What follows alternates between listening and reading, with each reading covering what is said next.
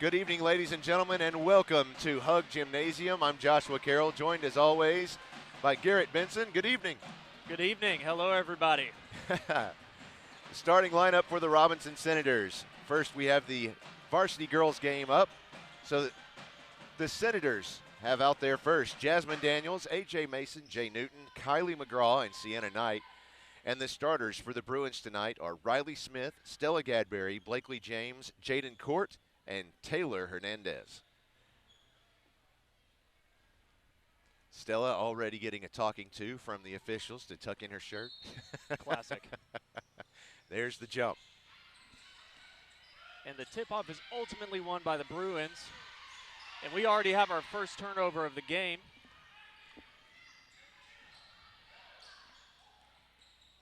It's Kylie McGraw at the top of the arc. She shoots it. Oh, in and out. It's a pretty three-point shot. Just wasn't enough to sink it. Smith from the left corner. And it's nothing but net. She has been on fire the past few games. I mean, she's been able to use the ball at her command.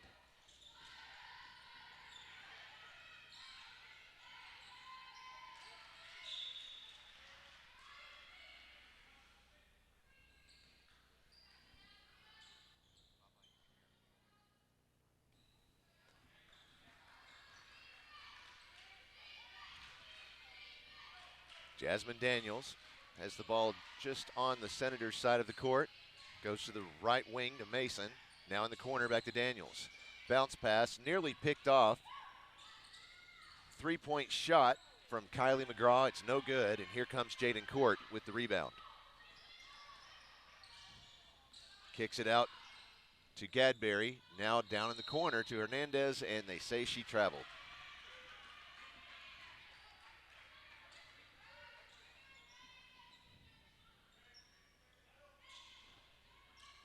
Senators inbounding the ball on the Bruins side of the court. Jasmine Daniels sends it downfield to Newton. It's off the glass, no good. She gets her own rebound. Then Hernandez gets the steal. She brings it back across.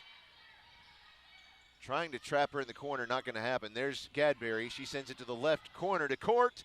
It's up off the rim. Senators have the rebound. There's Kylie McGraw, layup for two.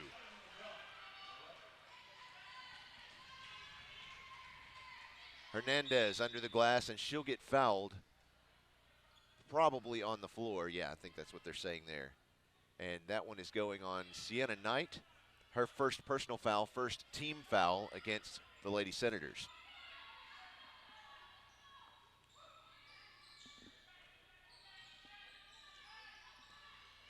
Court shooting, and she'll get fouled by A.J. Mason this time. Her first personal, second team foul for Robinson. You know, as always, one of the most confusing plays on defense is whenever you're called for a foul. I mean, because you never actually do it. No one has ever fouled anyone in the history of basketball. You're absolutely right.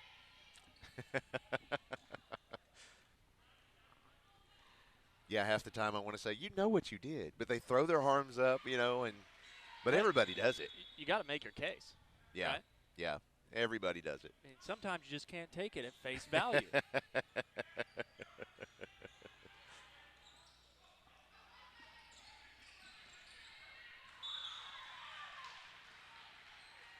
And a turnover for the Senators. The Bruins are going to get the ball back. Your score is 5-2, 6 minutes and 7 seconds left to play here in the first quarter.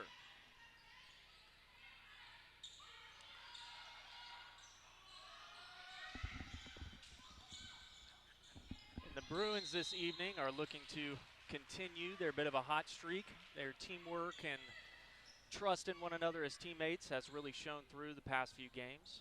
Really has. The Lady Senators are struggling a bit this season, trying to find themselves. So we'll see what they're able to do here today. I would imagine they're going to be out there trying to make a statement for themselves. Gadberry with a shot, Smith with a shot, both no good, and Court gets the rebound, and it ends up with a jump ball. This one's going to the Senators. You know, it's crazy to think at one point in time the jump ball was a jump ball. Yeah, that is. They inbound the ball. It's no good. And when I say no good, I mean the Bruins ended up with it. Tried to put it back, and Hernandez gets fouled on her way up. This one goes against Jay Newton. It's her first personal foul and third team foul. 5:38 left in the first quarter, and the Bruins currently leading 5-2.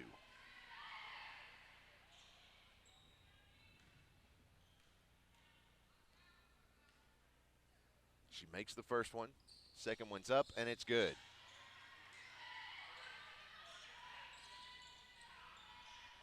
Down court, here's Jay Newton under the basket, rolls out of bounds. It's Bruins ball.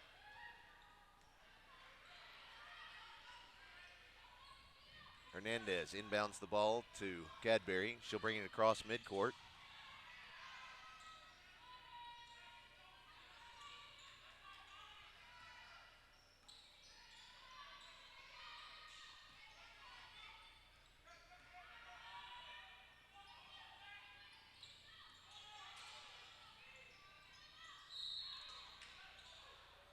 Now, maybe you can tell. I'm sure you can tell. I can't tell the difference.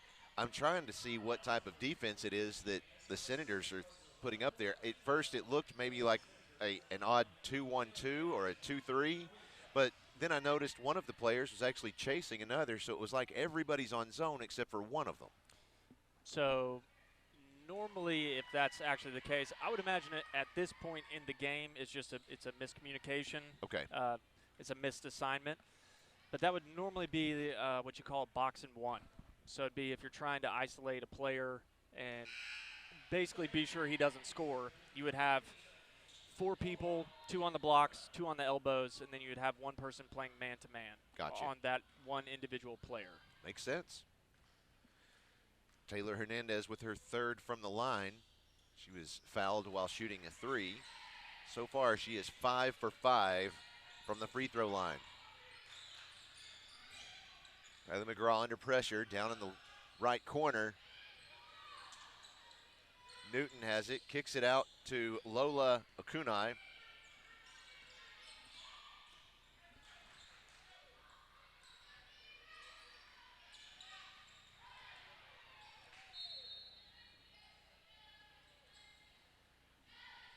Nothing giving there. So the Bruins will inbound the ball. Here comes Gadberry.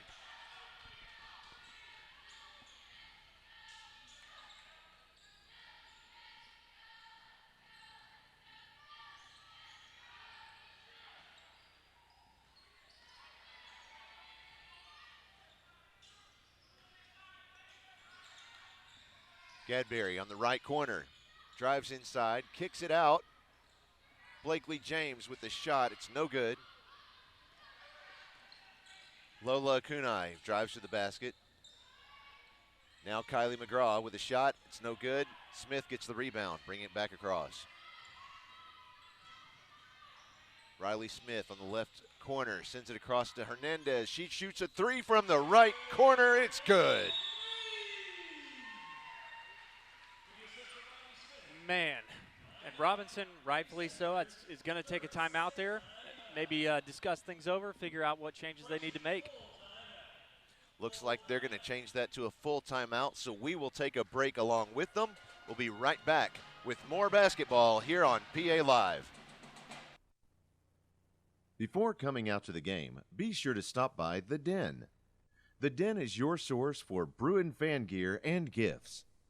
They have a unique selection of tailgating supplies that will make your pregame party a smash, including new bleacher seats. No matter the occasion, the Den at PA has something for everyone. Tank tops, t-shirts, sweatshirts, polos, hoodies, jackets, shorts, pants, and more. We have everything your student needs to look their best on Spirit Day. For all the future Bruin cheerleaders, you'll find bows, pom-poms, earrings, and cheerleader uniforms. Visit us on campus or online at thedenatpa.com. Welcome back. With 3:56 left in the first quarter, the Bruins lead 13-2. And just like the last few games, the Bruins are coming out trying to dominate the beginning and get a nice lead on their opponent. However, Robinson is definitely not going to make it easy. If they can cut down on the turnovers and take a little bit more patience on their offensive setups, I think they will be able to put some more points up on the board and really make an impact on the score. Jaden Court gives it to Gadberry at the top of the arc. She drives inside, sends it out to James on the left corner. Now Court at the top of the arc, fakes a look at the basket, down to Gadberry, and it's in off the glass, easy. So the Senators are running a 3-2 zone defense, and that defense is designed to keep the opponent from shooting three-point shots. It really protects that ability to do so. Now what they're doing, and kind of what you were alluding to earlier, is that they are going all the way in their zones. So basically they'll defend a player until they meet their teammates, Gotcha. and then they will go back to their appropriate zones. That makes sense. Akunai sends it out to Jasmine Daniels. She tries to drive inside, and the ball is turned over to the Bruins. Hernandez driving to the basket. It's up, off the glass, and good.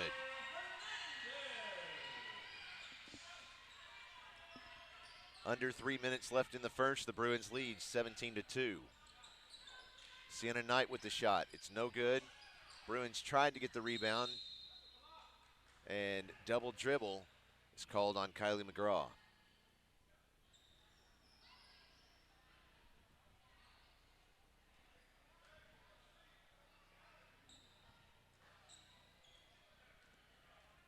Great to have the Bruin Brigade back out here again tonight. Smith shoots, and it's good.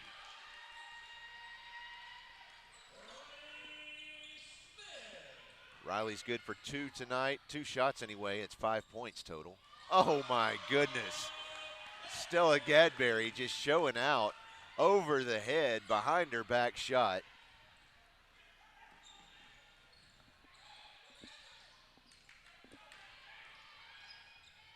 Jasmine Daniels drives inside, another turnover. Nope, he says there's a foul there. So what I'd love to see the Senators do is slow it down, run a play. Right. Just, I mean, it doesn't have to be anything amazing or fancy. I'd love to see a couple screens set, some movement off the ball. Just give your teammates and yourself the best chance to put some more points up on the board. That last foul was on Sienna Knight, her second personal foul, 4th. They've got 5th team foul on the scoreboard.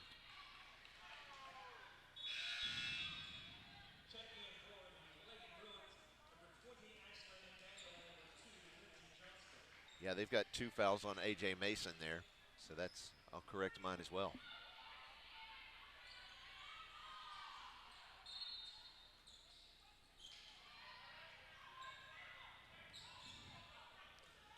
Yeah, so now we have the Robinson coach telling them to slow it up. I mean, let's just take a deep breath. Because really, it's honestly not that bad. It's just they haven't run a play quite yet. Stolen pass in the air from Jaden Court off the glass. The referee didn't turn around in time to see that foul. She was going in for a layup, got shoved in the back there at the last second, but that's okay. There's going to be several missed, I'm sure. Nice shot there from Blakely James. You can't catch them all. I mean, yeah, I'm a little bit lost for words here. This is probably the best start in a game that they have had all season.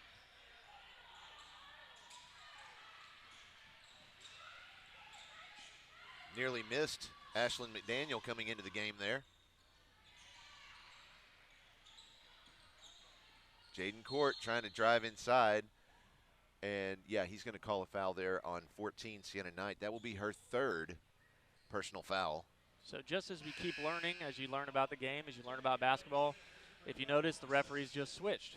The one that made the call came up to the scores table, right, called it in. The referee that was on the sideline switched with him.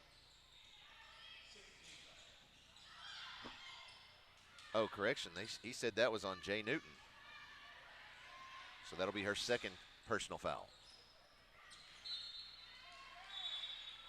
I think that is the fourth time that Kylie McGraw has lost control of the ball. And some of it is just learning. Some of it is just nerves. Sure. You know, you get in this mindset where you just have to score. You just have to score. Right. And so you want that to happen so bad that sometimes it doesn't work out. Another one that I missed entering the game. It's Lindsey Johnston.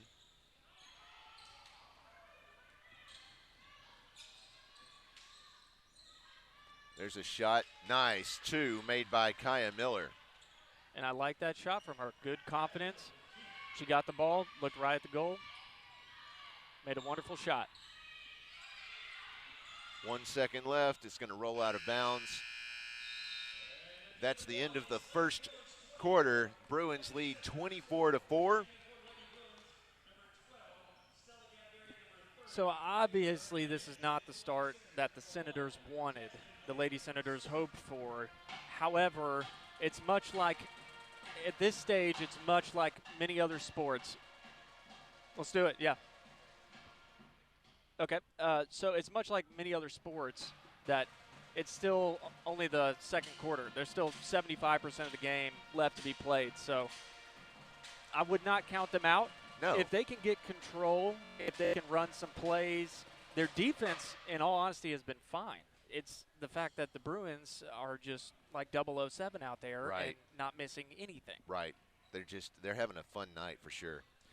Well, we want to make sure that we thank one of our fine sponsors while we have the opportunity. Of course, you see there on the bottom of your screen, Crown Trophy. They are our presenting sponsor all season long. You can visit Crown Trophy for any type of award. Of course, you see that in the name, but they have all kinds of things. They have drinkware, badges, rings. Yeah. So whether you have people working for you or working hard on your team, be sure to show them your appreciation by recognizing them with something special from Crown Trophy of Little Rock. Visit them online at crowntrophy.com. And whenever you get a chance to speak with Jenny Cole or one of the other fine folks there at Crown Trophy of Little Rock, be sure to thank them for sponsoring the Bruins and PA Live.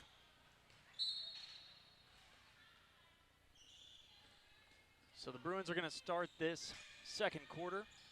Possession arrow in favor of the Bruins. Riley Smith put 2 up on the board. Your score is 26-4. The Bruins have been playing lights out so far. Couldn't miss a shot if they were blindfolded and had their hands tied behind their backs.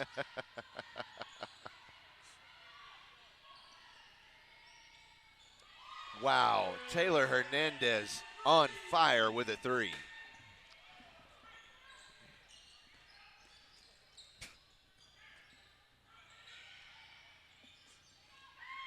The Lady Senators turn over the ball. Stella Gadberry.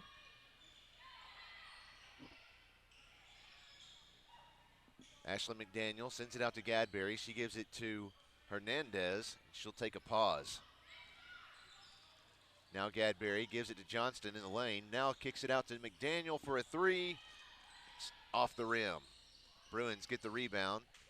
Now to Smith. Back to McDaniel. She'll drive inside, shoots it, and it's good for 2.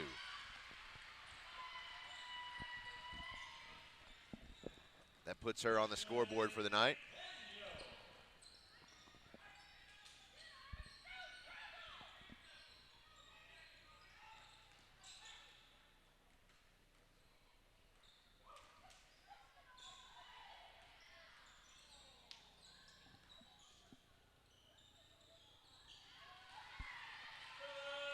Stella Gadberry.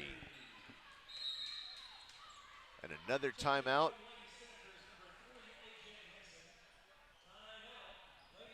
A.J. Mason checking in for the Senators. The timeout called by the coach of the Senators. I think he said 30-second. Yep. So we'll just keep it right here for a moment.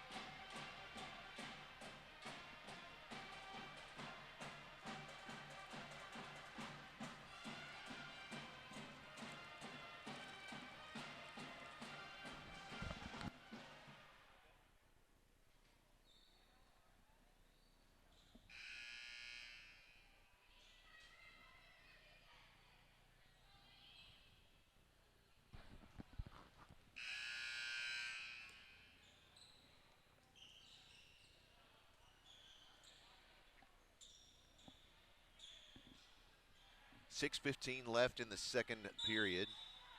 Bruins continue their lead 33-4.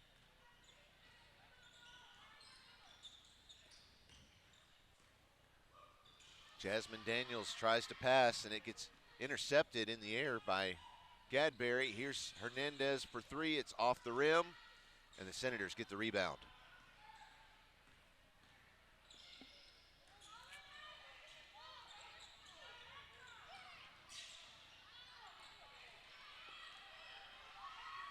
Here's Hernandez driving inside, pass to Smith, off the glass for two. As I've said before this season, she would have a extremely long highlight reel that would be super boring but the most consistent because it's catching a pass, stealing the ball, right, and a layup.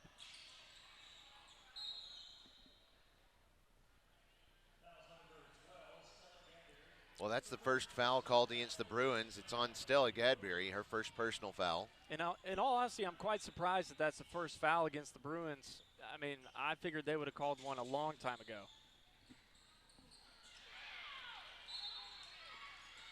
Another steal, this time by Lindsey Johnston. Foul is called on Kaya Miller, her first personal foul. 7th team foul, placing the Bruins in bonus.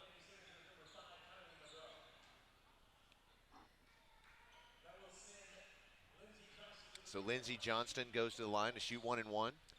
So for coaching strategy here, there is opportunity out there. So if you're wondering what a coach is thinking right now, you're looking at the fouls and you're saying, okay, I've only got one foul, but I have given a lot of fouls. So I need to at least get a possession of the ball long enough to drive the lane and draw a foul. So maybe in the next break, you talk to your girls about, hey, we need to drive the lane, we need to create contact, but not get called for a charge. So don't just go barreling in there. Right. But the faster we can get those fouls up and we can get in bonus, the more opportunities we're going to have to put points on the board. Jasmine Daniels will bring it across midcourt. Gives it over to Kylie McGraw. Nearly out of bounds. Kind of saved there by A.J. Mason when she passed it. It was caught by Riley Smith. Back on the other end of the court, double dribble.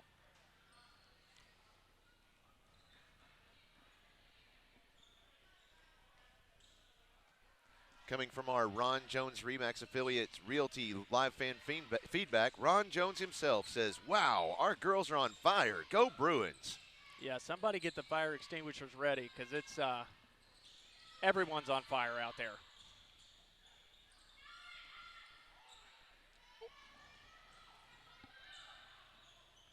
And somehow Estella Gadberry just threw that ball across her body all the way across the court, which is no small feat by any means. Jaden Court trying to get past, goes to the glass, and it's good. That'll put Jaden on the scoreboard. Everybody's in the game on the Bruins side tonight.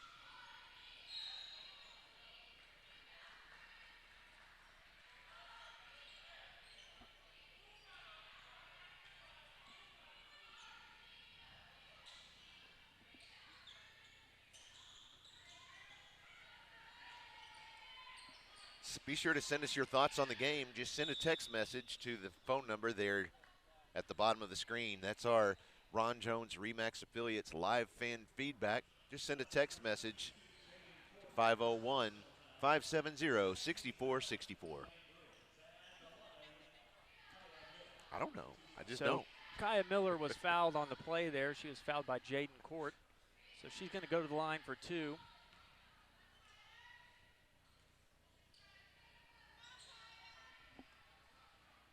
Jaden's first personal foul, second team foul against the Bruins. Again, about the live fan feedback, we love to hear what people have to say. Please feel free to share your thoughts, concerns. And questions. Questions. You love those. I love the questions. I don't like them so much because I never know the answer, but luckily you're around. Thankfully. Sometimes I don't know the answer. Like I've said before, I'm happy to admit it and just make anything up. I don't know.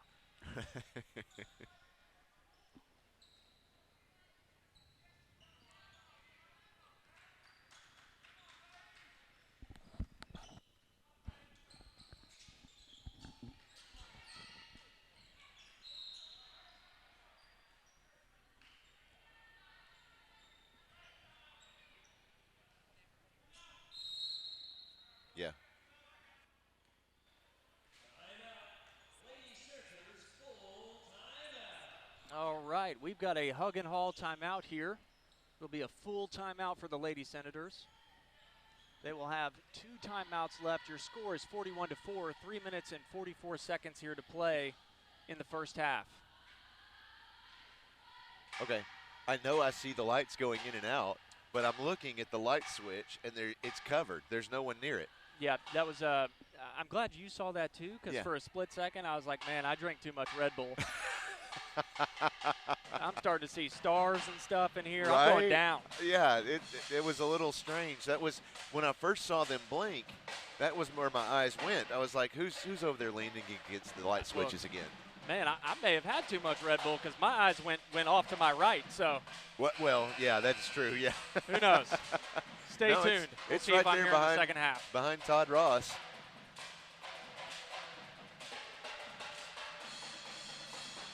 Well, speaking of Ron Jones Remax Affiliates Realty, Ron Jones and Charlotte Emery offer you a combined 40 years of real estate experience for all of your residential or commercial needs, whether you're buying or selling.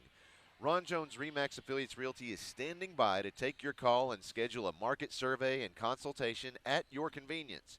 For listings or more information, give them a call at 501-416-3658 or visit them online at ronjonesrealtor.com. I bet if you call him, he'd answer the phone right now because he's watching the game. He's listening. Oh, he'd answer his phone. Yeah, that's 501-416-3658 for Ron Jones Remax Affiliates Realty. But he's also the kind of guy, he just answers his phone because he just saw someone calling. He'd just love to talk to you. From our live fan feedback, this question, Josh, just curious, how did the wrestling meet go at Perryville? Well, that's fun. Went great for the Bruins. We actually swept the duel. We wrestled against, let's see, Perryville, Acorn, Episcopal, and Mountain View. That's it. Yep, all 4 teams. So the Bruins won out. Riley Smith with another 3. It was a fun night, no big injuries.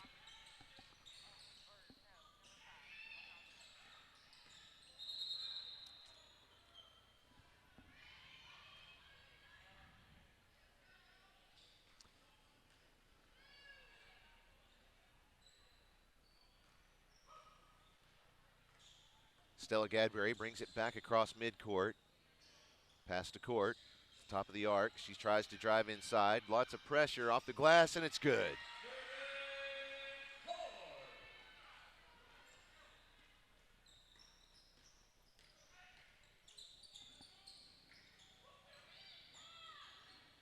Here's Kylie McGraw for 3 off the rim.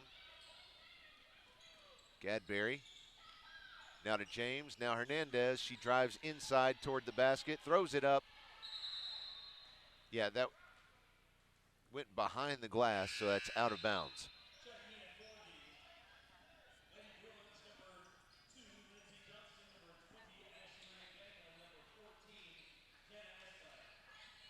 Jenna Ismail coming in.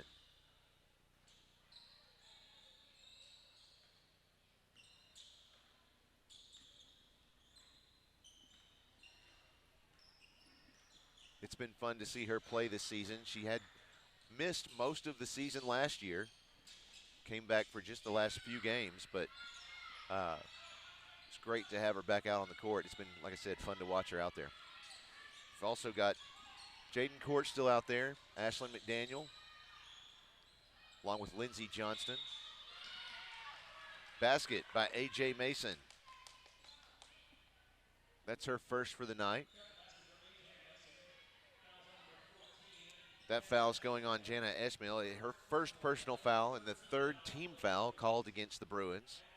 So here is Jasmine Daniel. No, excuse me, that's A.J. Mason shooting from the line.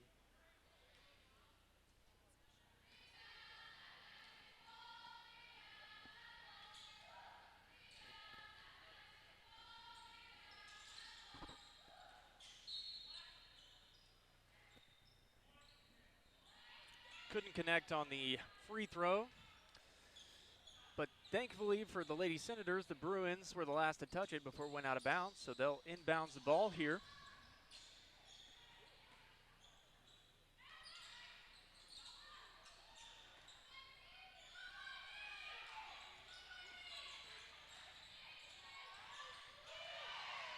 And a beautiful shot from A.J. Mason. Able to put 2 points up on the board for the Lady Senators. Jaden Court drives to the lane, tosses it up for 2. So that'll make it 48 for the Bruins, 10 for the Lady Senators. 1:25 seconds left here to play. You got another turnover for the Lady Senators. That is now their 7th turnover since the 6-minute-and-15-second mark in the second quarter. So in 5 minutes, they have had 7 turnovers. Good grief.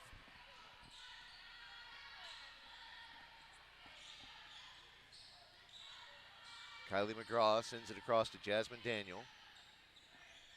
She passes to Jay Newton, back to Daniel. Inside to Sienna Knight, and it's up for 2. I'm glad to see the Lady Senators have calmed down a little bit. They're able to put some shots up and get some points on the board. Jaden Court at the top of the arc. There's a shot off the back of the iron. Senators send a long ball down to A.J. Mason, good for 2. They're now on a 8-point run since the 1-minute-and-11-second mark.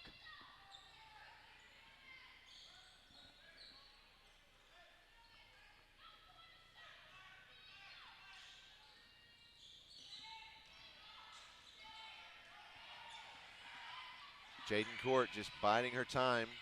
3 seconds left. There's a shot. It's going to go nowhere.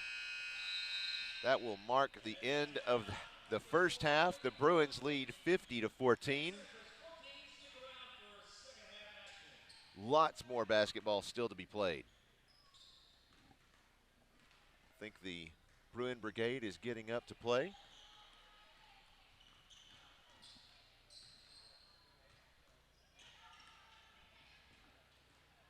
We think. I was hoping so. Love to highlight the performing arts when we can. And they are doing an awesome job this year, so they're worth hearing. I think that band is, what, 5 times the size that it was? Yeah, it's, I mean, it's, you want to, no. Yeah, the quality, the size, yeah, it is so much more, so much better. Yeah, Lane Martin's our director of bands, doing a fantastic job.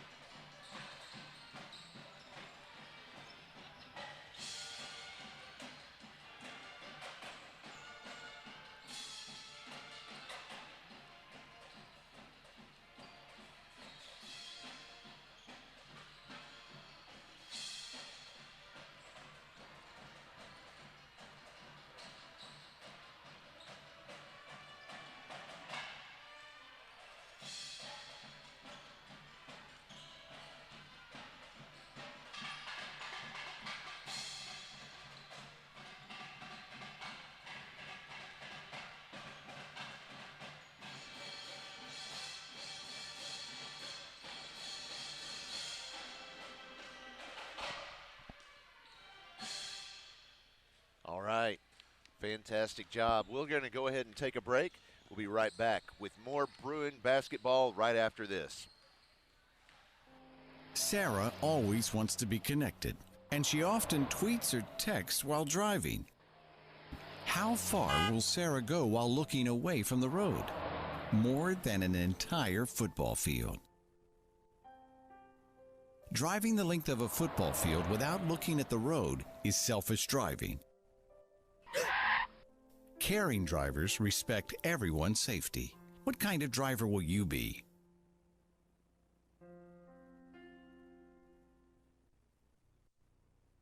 At Akel's Carpet One, they can get it for you at wholesale. That's not just a slogan at Akel's Carpet One, it's their real money-saving story.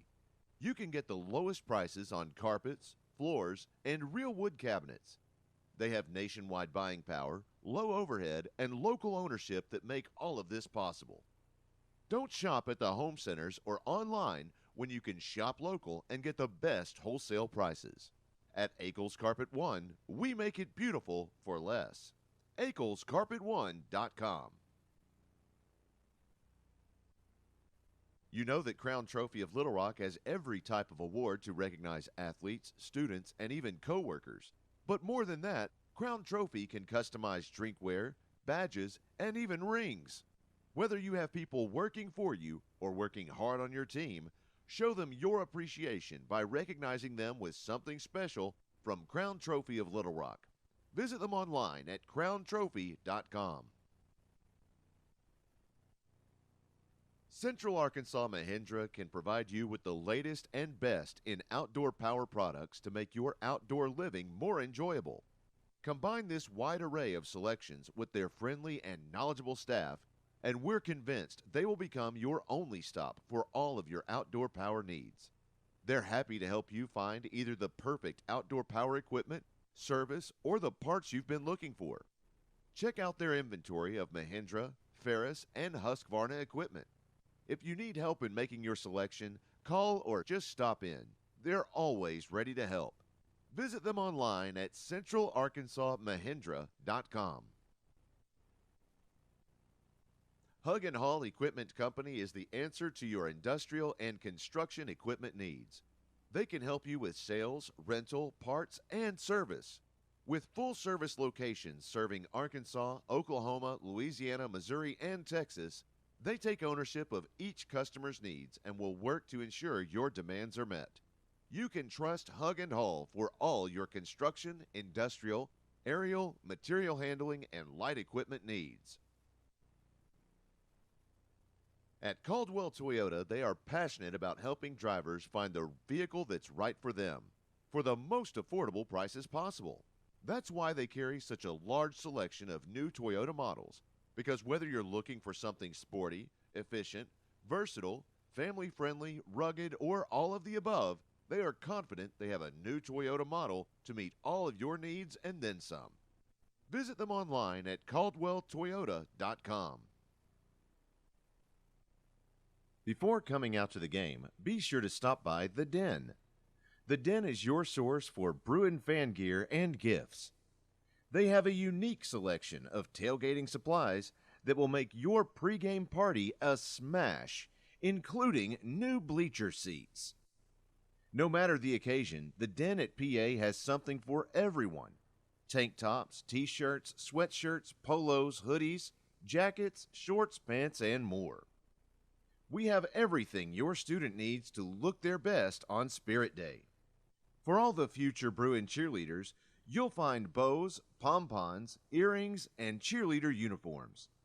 Visit us on campus or online at thedenatpa.com.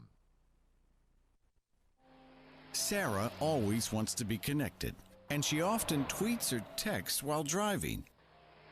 How far will Sarah go while looking away from the road? More than an entire football field. Driving the length of a football field without looking at the road is selfish driving. Caring drivers respect everyone's safety. What kind of driver will you be?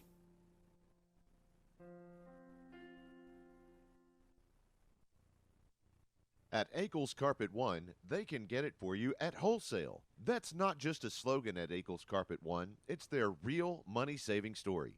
You can get the lowest prices on carpets, floors, and real wood cabinets. They have nationwide buying power, low overhead, and local ownership that make all of this possible. Don't shop at the home centers or online when you can shop local and get the best wholesale prices. At Akel's Carpet One, we make it beautiful for less. AkelsCarpet1.com. You know that Crown Trophy of Little Rock has every type of award to recognize athletes, students, and even co-workers. But more than that, Crown Trophy can customize drinkware, badges, and even rings. Whether you have people working for you or working hard on your team, show them your appreciation by recognizing them with something special from Crown Trophy of Little Rock. Visit them online at crowntrophy.com. Central Arkansas Mahindra can provide you with the latest and best in outdoor power products to make your outdoor living more enjoyable. Combine this wide array of selections with their friendly and knowledgeable staff, and we're convinced they will become your only stop for all of your outdoor power needs. They're happy to help you find either the perfect outdoor power equipment, service, or the parts you've been looking for. Check out their inventory of Mahindra, Ferris, and Husqvarna equipment. If you need help in making your selection, call or just stop in. They're always ready to help. Visit them online at centralarkansasmahindra.com. Welcome back. Just perfect timing. Look at that. They just inbounded the ball to start the second half. You didn't miss a thing. That was better timing than Christmas on Christmas Day. That's better timing than a Casio calculator watch. For some reason, my palms just instantly started sweating when you said that. I felt uncomfortable. Well. Do you know what they call those today? Apple Watches. Yeah. Well, as you have one on. Right. Estella Gadberry is blocked on the layup, but it went out of bounds, so it will be the Bruins ball.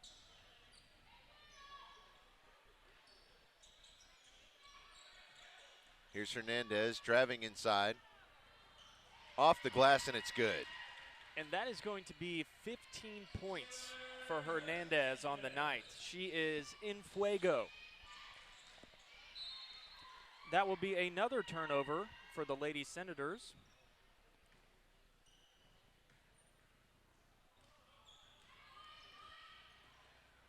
Taylor Hernandez has 17 points tonight.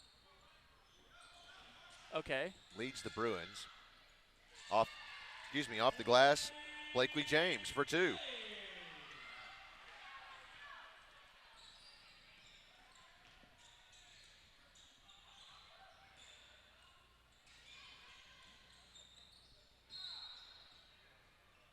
I love the action from the Senators now. It seems like they've come out of the locker room with a little bit of a better spirit about them. Well, it's like I said at the beginning, it seemed like at the start of the game there was no game plan. We were just, running up the court, passing it to whoever, right, and hoping something comes out of it. They definitely looked much more organized, like they took a deep breath and that they settled into the pace of the game.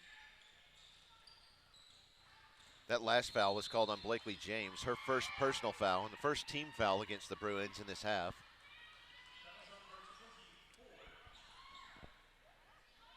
They 14, okay, we were both confused. They didn't have a 24 on their roster. Yeah, I think he accidentally held up 24 as well. So that foul goes against Sienna Knight. That'll be her third personal foul.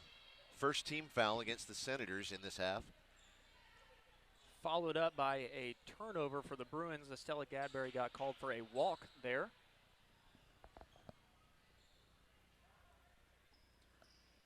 Again, we do have our live fan feedback. If there is any information, questions about basketball, if you have some information on some of the players, we always love to get to highlight some of their successes because this is not the beauty of the NBA or college basketball. They don't get all the praise they deserve, so let us be an outlet for that. Here's Kylie McGraw with the basket. Back on the other end, Hernandez goes to the glass. It's no good. The Senators get the rebound. Kylie McGraw brought it back, but she was in double coverage down there. Isn't that still valid? I think in basketball, I think it's more double teamed. Double team. Sure. But double coverage, sure. Well, I mean, I did invent the touchdown zone, so, I mean, I think. Did you do that on the interwebs? Yes. Yeah, on the pipes of the net pipes. With all of your AOL friends? Call me a boomer, and I'm going to shove you out of that chair, dude. Nathaniel, you're fired. Just don't leave. So the Lady Senators were unable to connect with the basket. Wow. Riley Smith turns over the ball. The Lady Senators are making a break for the basket. I don't know if that was Riley turning it over so much as Jasmine Daniels stealing it. You know, the analysis can be done on the play. I think it was more of a steal. Yeah, I mean, once again, Kylie McGraw goes up and a foul. She's going to go to the line to shoot 2. I'm not sure whether who he caught that on. That's Stella Gadberry. That'll be her second personal foul, second team foul. I didn't know this. Chris Amsworth filled me in earlier, right before the game. She actually prefers to drop the E off her first name and just go Stella. I thought, oh, okay, I didn't realize that. Yes, that is why in my name I have one T, so it's Garret, and I prefer not to use or recognize the other T that is used in some names. Good to know. I'll try to remember that. Have to correct it in my phone later.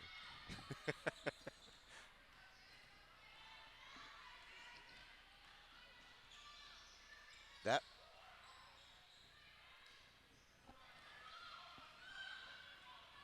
Smith bounce pass to court. She's under the goal, can't get there. Kicks it back out to Smith. Now Hernandez for 3, and it's off the back of the iron. Blakely James gets the rebound. Back to Hernandez in the lane. Gosh, I love the way that she plays. Oh, yeah. I mean, when she puts the ball down, it's like the example of when you're trying to teach someone to get a rebound. You grab it with both hands, you slam the ball on the ground, and you go back up. I mean, when she puts the ball in her hands, you know there's a purpose. She's going to do something productive with the ball. Well, she sinks the first one from the line. That foul was on Jay Newton, her third personal foul, second team foul against the Senators. Lola Akunai comes back in for the Senators, as does Issa Smith. Just a public service announcement. My co-anchor here has been married to his wife for 17 years. Forever, she says, in our headset. So, as far as that live fan feedback goes, feel free just to text in and wish the happy couple a happy anniversary and 17 years and a lifetime to go together. We are happy for them. So show some appreciation for all their hard work. Thank you very much. Tell them happy anniversary. A lot. You know what? I need to unmute you so people can actually hear these comments of yours. Oh, I was actually. Oh, nice 3 from Blakely James. Oh, 2, excuse me. She was right on the line. But I had some of the wrestlers in my car earlier today. We were going around. Nice 3-point there from Lola Akunai. But I was talking to them about it, and I thought 17 years. Yeah, I told them it doesn't feel like 17 years. Maybe like 5 or 6. Yeah, the bench of the Bruins is just going nuts over there.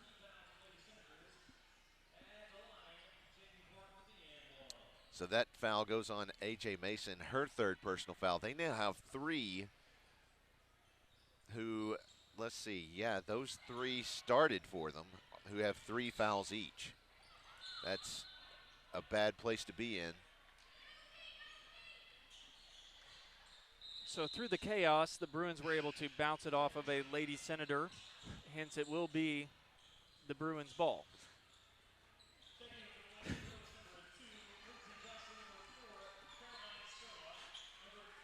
Caroline's, now we bring in a lot from the bench. You have Caroline Skurlock, Megan Johnston, along with her sister Lindsay.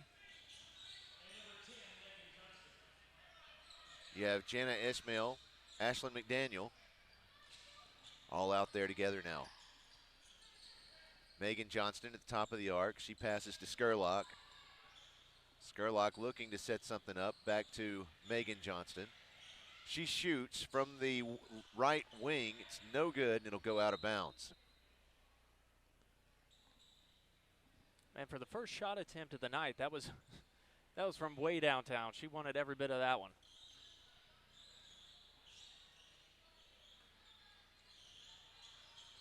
She does like those corner shots. Oh, a nice three there from Kylie McGraw.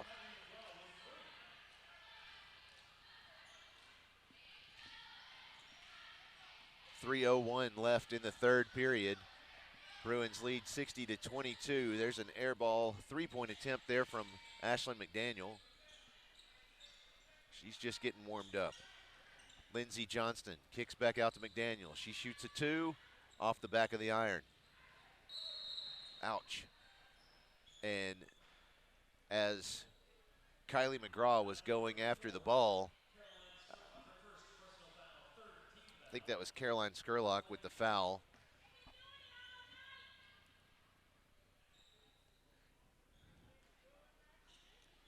I think while she was trying to catch her balance, they were both going after the ball.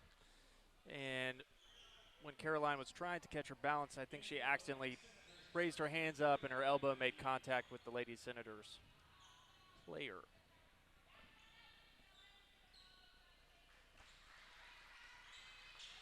So she's walking away. I think she took a finger or an arm to the eye. That's what they were looking at, was her eye.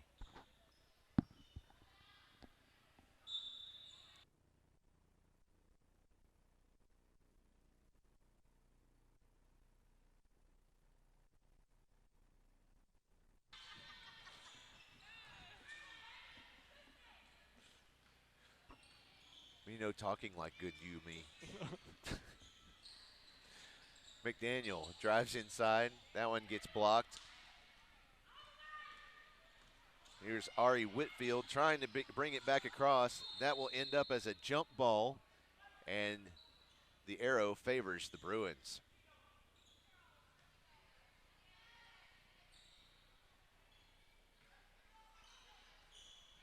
Megan Johnston inbounds it to Lindsey Johnston.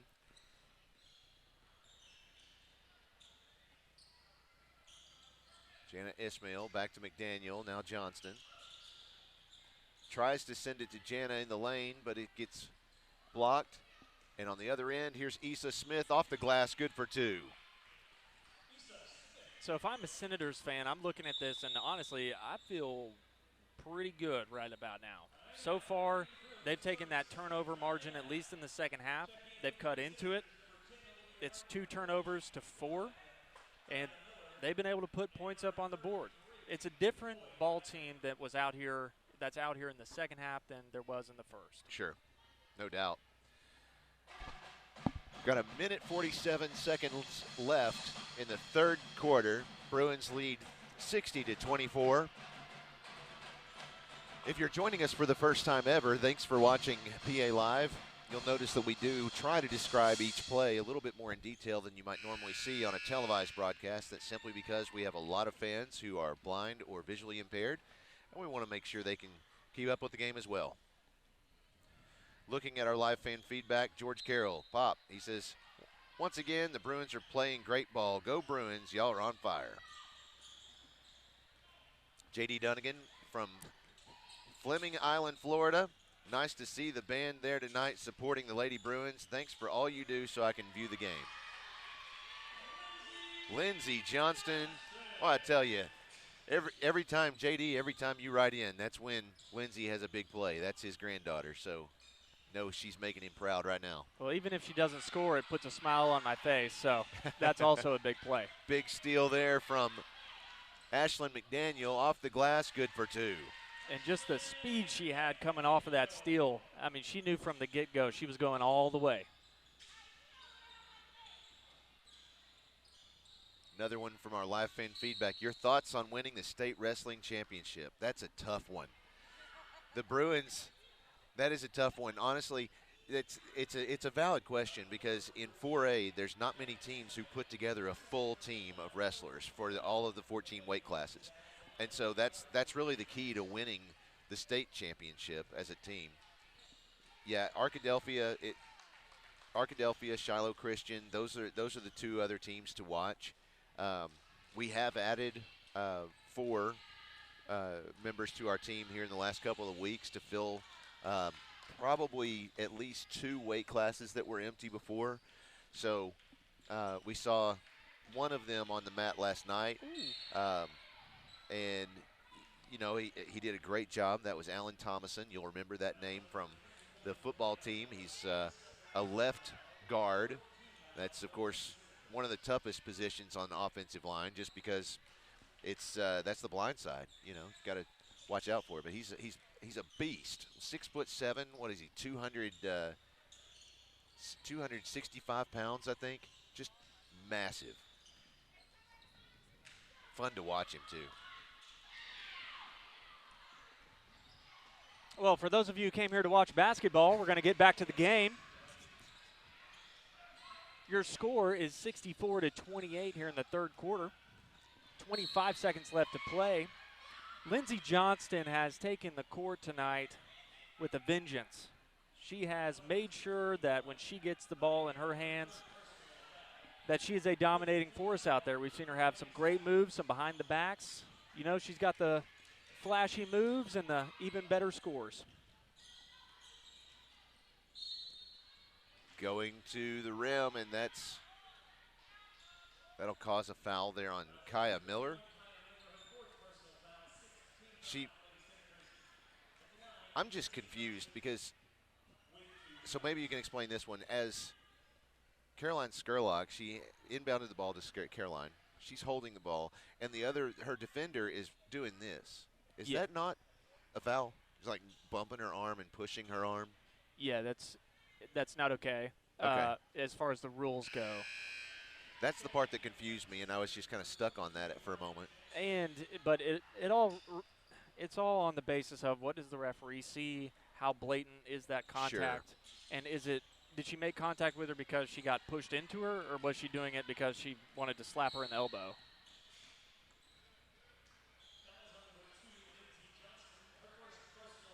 Well, that foul is called on Lindsey Johnston, her first personal foul, 5th team foul against the Bruins.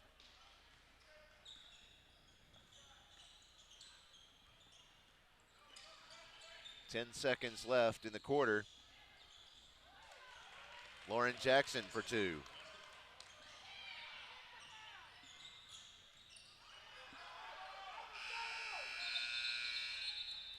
So just to clear that up, that's not a double dribble. I was wondering. Okay, so tell us about that one. It's not a double dribble because it is a double. The rule of a double dribble is when you put the ball on the court and you maintain possession, and then if you pick it back up with both hands, right? Right. So now you've picked it up. So then that rule of your pivot foot is now activated. So you only have one foot that you can pivot on. Sure. If you put the ball back down on the court, that is a double dribble. It is not a double dribble if the ball is lost control of, so there's no possession of the ball. Therefore, it resets your ability to dribble the ball again. So I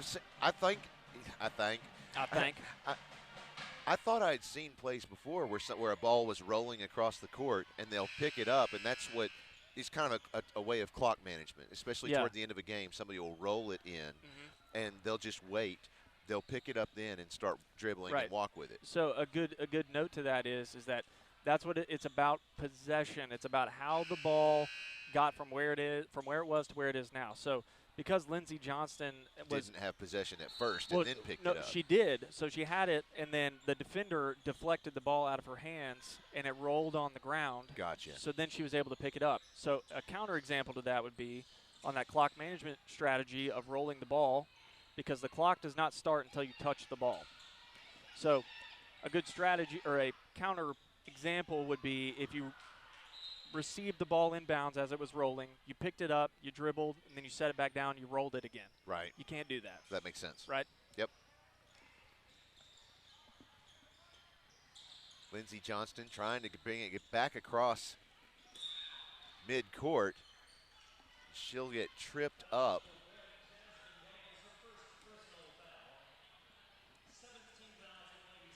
That goes on Jasmine Daniels, her first personal foul. 7th team foul against the Senators.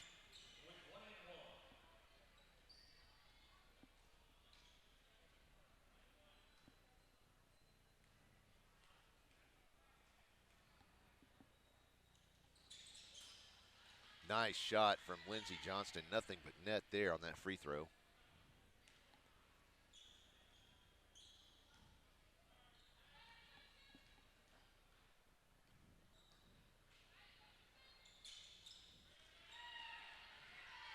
2 for 2. Jasmine Daniels trying to go to the line, go to the goal. Went up for it. Sienna Knight gets the rebound, tries again. Jana Ismail kind of lost control and lost where the ball went for a moment there. Here's Ashlyn McDaniel, and good for 3. It was just, you're missing these. I'm missing it apparently. Oh my gosh, it was funny. You had Stella Gadberry. I wish I had a camera on them when they did that. There were 4 of them over there, acting like one of them was an archer and shot an arrow at the other one just after McDaniels got that 3. Acted like she's an archer, and then she fell back into another's arms. It was so funny. They're taking off the FIFA Yeah, celebrations there. Here's Megan Johnston. Drives inside, sends it back out to Lindsay. Tries a 3. It's in and out, and off the foot of Megan.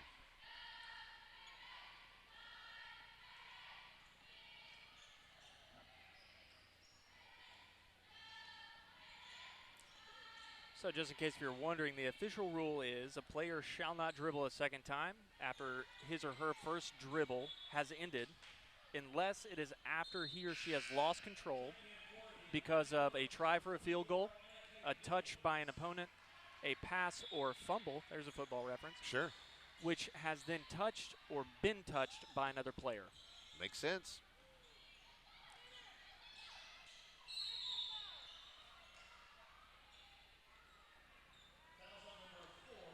This one will go on Jay Newton, her 4th personal foul. Now there are 2 Lady Senators with 4 fouls. That's Jay Newton and Kaya Miller.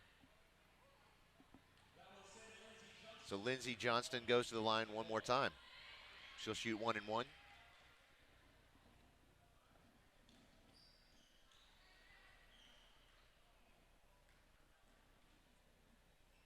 First one's up, and it's good.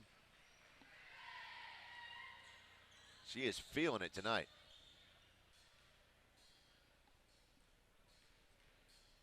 Four minutes left in the game. The clock is ticking, you'll see.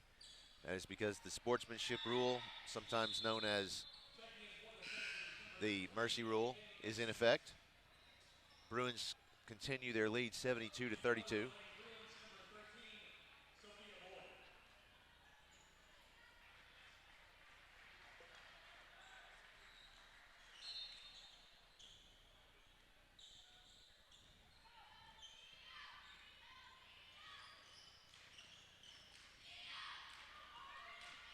Bounce pass there attempted. It was off of Megan Johnston's leg.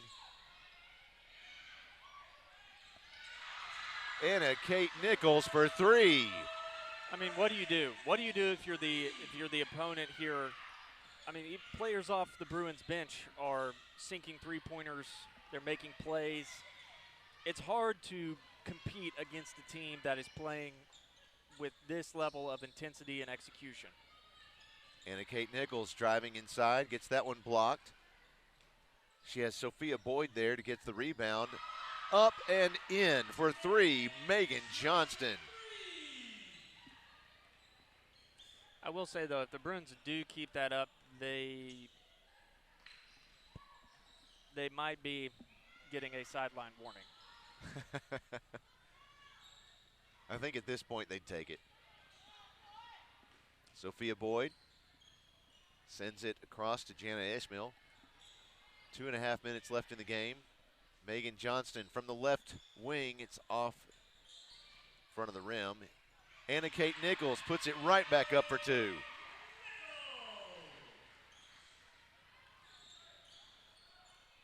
Anna Kate doing great on the basketball team, but she is phenomenal out on the golf course.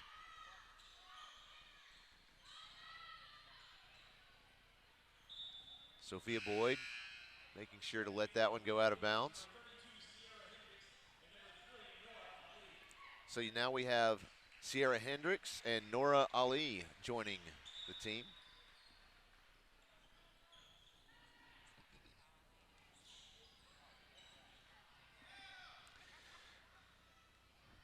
My dad's out there texting Christina, not sure how she made it this long being married to me. Not sure how to take that, Pop. Thanks. He said, ha, ha, ha. Yeah, I'm going to tell him, ha, ha, ha.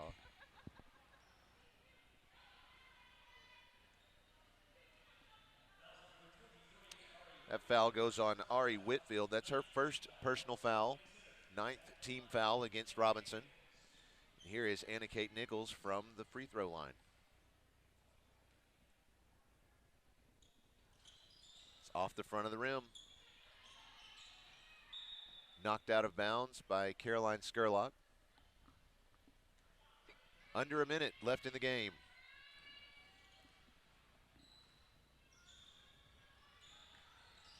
Jasmine Daniels, quick pass. I think that was A.J. Mason with the attempt. It's no good. Caroline Skurlock will bring it back across. Kicks it out to Sophia Boyd. Now Caroline Skurlock again. Sierra Hendricks attempts the three. It's no good. And I think that was Sophia Boyd with the basket.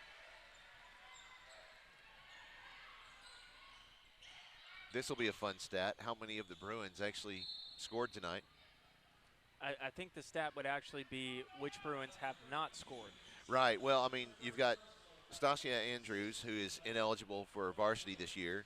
Natalia Keza, who is still rehabbing her knee. Elise Surratt and Lily Crandall. That's it for the girls' game, 82-32. What else can you say? I think there's a few things you can say. First and foremost, if you're the Bruins, after playing at that level, to be the brutal, honest commentator here, then that would be the level of expectation that I have to play every single game. That if you can play and compete at that level, then that needs to be the intensity that your team brings to the table. For the Senators, that's a tough team to compete against. I mean, I don't know what the percentages were on their shots, but they were definitely high. The amount of turnovers that you had were too high, and it just took too long to get settled into the game. I think as they grow as a team and as a organization, they're going to have a lot more ability, a lot more talent come through, and they're going to be able to compete just at the same level as you saw the Bruins compete at today. So, especially to all the Robinson fans out there, I would say these are the moments where actually your child or the person you are rooting on is going to learn the most. They learn the most when they are down and out, when they feel like the world is against them. That's when they are going to turn things up. That's when they are going to know if they are going to be able to rise to the occasion and be the player that they want to be. So, if anything, I would be highly encouraged by the way that they came out in the second half. And if I'm the Bruins, no doubt, I would say that's the new level. And anything less than that is less than. Yeah, you're absolutely right. And I think that there was a saying that you learn more from your failures than your successes, which is exactly what you were just saying. Yeah. They came out in the second half. They looked good. I mean, I don't know what happened in the locker room, but they looked like they were a little bit more cohesive. They felt a little more confident in themselves. Yeah. So I just encourage them again, like you said, just look at this as an opportunity to learn and drive on. And building off your comment, it's like they were able to play at the pace of the game that they wanted to play at. Sure. I don't think they ever fully had control of the pace of the game. Right. But they definitely got it to a point where they could step back and say, okay, who is open, who can take a shot, and they were able to build off that. Well, we've got the varsity boys up next, and we've got the countdown on the clock already, 8 minutes till we get that one going. So we'll step away, take a short break, and we'll be right back with the varsity boys as the Bruins host the Robinson Senators. Don't go anywhere. We'll be right back. Hug and Haul Equipment Company is the answer to your industrial and construction equipment needs. They can help you with sales, rental, parts, and service. With full-service locations serving Arkansas, Oklahoma, Louisiana, Missouri, and Texas, they take ownership of each customer's needs and will work to ensure your demands are met. You can trust Hug and Haul for all your construction, industrial, aerial, material handling, and light equipment needs. At Caldwell Toyota, they are passionate about helping drivers find the vehicle that's right for them for the most affordable prices possible. That's why they carry such a large selection of new Toyota models, because whether you're looking for something sporty, efficient, versatile, family-friendly, rugged, or all of the above, they are confident they have a new Toyota model to meet all of your needs and then some. Visit them online at caldwelltoyota.com. Before coming out to the game, be sure to stop by The Den. The Den is your source for Bruin fan gear and gifts. They have a unique selection of tailgating supplies that will make your pregame party a smash, including new bleacher seats. No matter the occasion, the Den at PA has something for everyone. Tank tops, t-shirts, sweatshirts, polos, hoodies, jackets, shorts, pants, and more. We have everything your student needs to look their best on Spirit Day. For all the future Bruin cheerleaders, you'll find bows, pom-poms, earrings, and cheerleader uniforms. Visit us on campus or online at thedenatpa.com. Sarah always wants to be connected, and she often tweets or texts while driving. How far will Sarah go while looking away from the road? More than an entire football field. Driving the length of a football field without looking at the road is selfish driving. Caring drivers respect everyone's safety. What kind of driver will you be?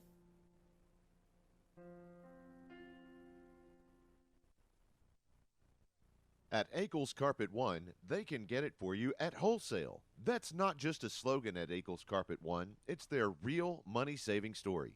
You can get the lowest prices on carpets, floors, and real wood cabinets. They have nationwide buying power, low overhead, and local ownership that make all of this possible.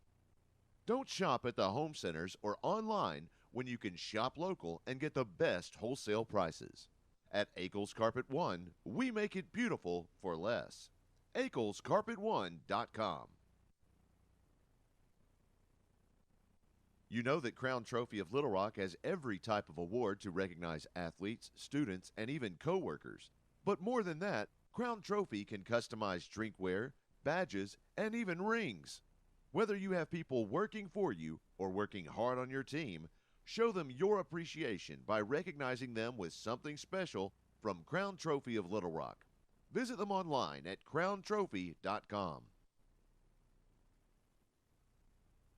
Central Arkansas Mahindra can provide you with the latest and best in outdoor power products to make your outdoor living more enjoyable. Combine this wide array of selections with their friendly and knowledgeable staff, and we're convinced they will become your only stop for all of your outdoor power needs. They're happy to help you find either the perfect outdoor power equipment, service, or the parts you've been looking for. Check out their inventory of Mahindra, Ferris, and Husqvarna equipment. If you need help in making your selection, call or just stop in. They're always ready to help. Visit them online at centralarkansasmahindra.com.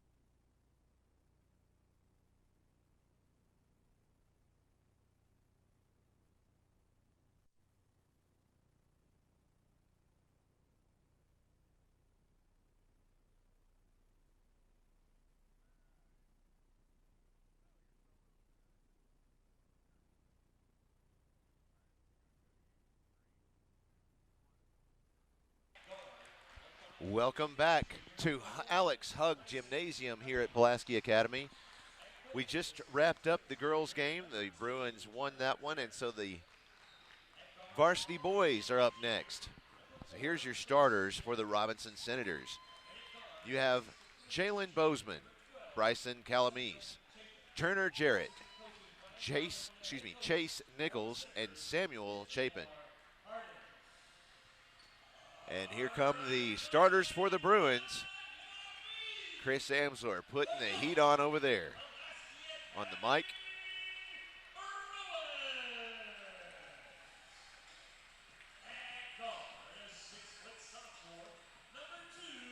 Number 2, Kenny Jordan.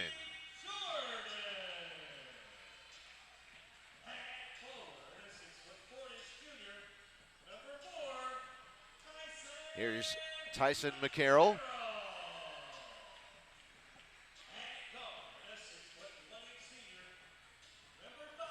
Charlie Barker. And before anybody says it, I know it would make much more sense to just put on Chris's mic, but technical issues currently prohibit that, so we're looking to add some more equipment so we can make that possible. We just don't have that ready for you just now. Sorry, I wasn't sure. I was ready, but then I was like just holding it. It was weird, the mute button there. As a reminder, you've got the Ron Jones Remax Affiliates Realty live fan feedback there at the bottom of the screen. You can send us a text message at that number. Somebody called and left a voicemail. That'll never be heard. Sorry. Was it a nice voicemail? I don't know. That's the transcript, but you know those are never right. So, and honestly, I'll have to listen to it later to see what it said. But that's good. Yeah, listening to it is good. I'll listen to it, but not before tonight's over. All right. Well, Ben Smiley's coming off of a 30-point bomb game. Yeah, that was fun. Which not many people can say throughout their basketball careers. So tonight should be a fairly balanced matchup as far as teams go. We would love to see another breakout game from Ben Smiley, obviously. Jalen Bozeman trying to pass that one across over to Chase Nichols, but he wasn't ready for it, so it goes out of bounds, and it's Bruins ball.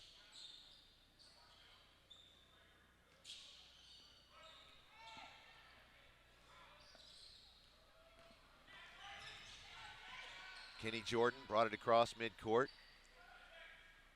Ben Smiley sends it down the lane. Shannon McDaniel off the glass for 2. That's what you want to do if you're the Bruins. You want to come out, make a statement, and that ball movement that they had is just what you're looking for. I hope they keep that up all night. Chase Nichols off the glass and 1. I like the intensity that Chase Nichols took to the basket. He knew one of two things. He was either going to score or he was going to get fouled, or both. He got both. So that one goes against Shannon McDaniel, his first personal foul, first team foul. Chase Nichols good for 1, so he has 3 points tonight. Here's Charlie Barker. He'll bring it across midcourt for Pulaski Academy. So Robinson is going to start out in man-to-man defense. And I guess that wasn't back and forth because the ball didn't come across half court. Is that right? It was because the ball... I mean, he came across, but the ball didn't. Well, no, it'd still be over and back had the Robinson defender not made contact with the ball. Gotcha.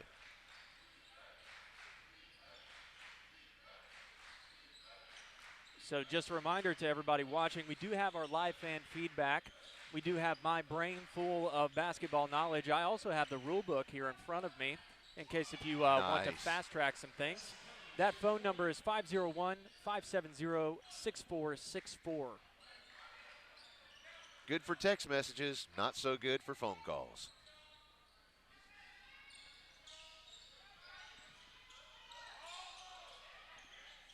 Bryson Calamese had a beautiful 3 just a moment ago.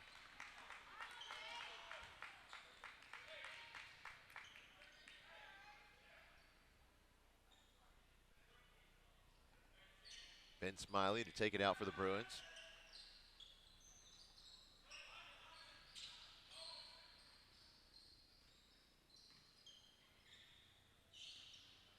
Kenny Jordan, bounce pass to McCarroll, back to Jordan from the left wing.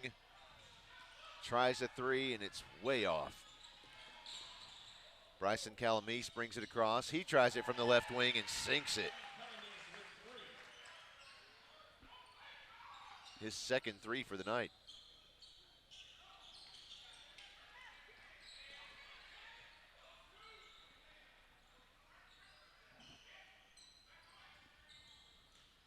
McCarroll drives to the basket. Says nope, he traveled on the floor.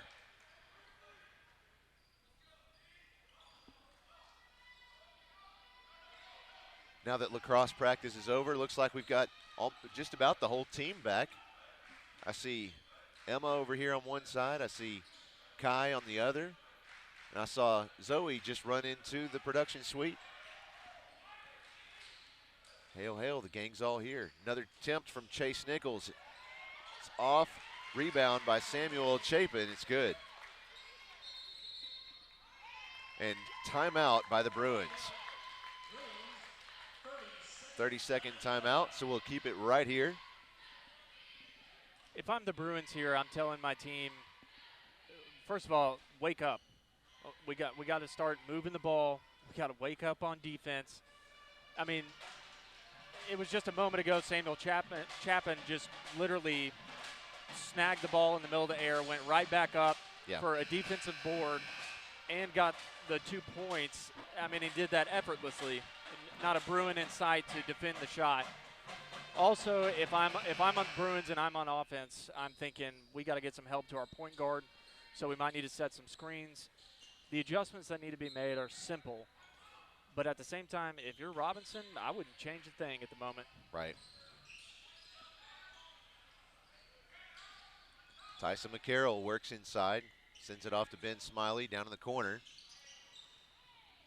Kenny Jordan finding some pressure there from Jalen Bozeman.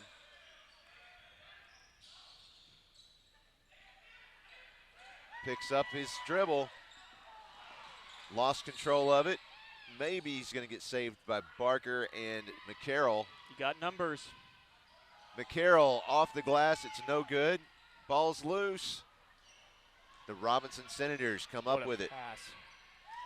Nice layup by Jalen Bozeman. I want to be sure I say that last name correct. Is that Calamese? That's what I've been saying, yeah. Okay. If we are incorrect on that, somebody please tell us. Yeah, please, because you got to understand we probably haven't met these young men before. So if we inadvertently mispronounce any of their names, please just send us a text message to the number at the screen, and we'll be glad to get it correct. They work hard, practice, and in play. They deserve to have their name pronounced correctly. That's what I've always felt. Samuel Chapin for three. It's no good, off the rim. Kenny Jordan gets the rebound.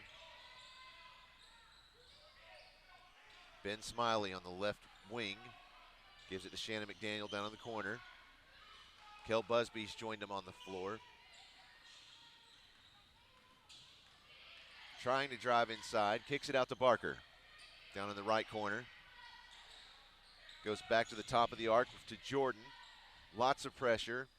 Now Busby from the left wing. Good for three.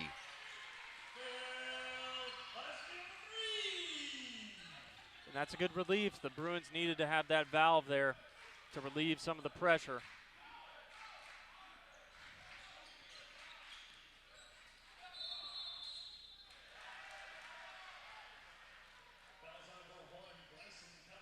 And that's a great example of an offensive foul.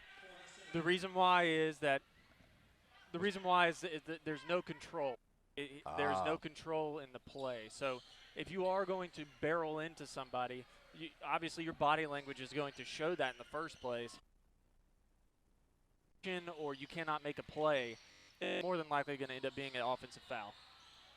Kel Busby attempts another three. It's no good off the back of the iron. Jalen Bozeman sends it up to Chase Nichols. Oh, excuse me, that's Turner Jarrett for two.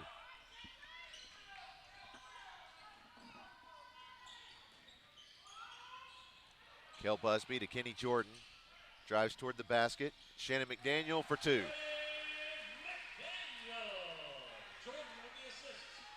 That's already 4 points for Shannon McDaniel on the night.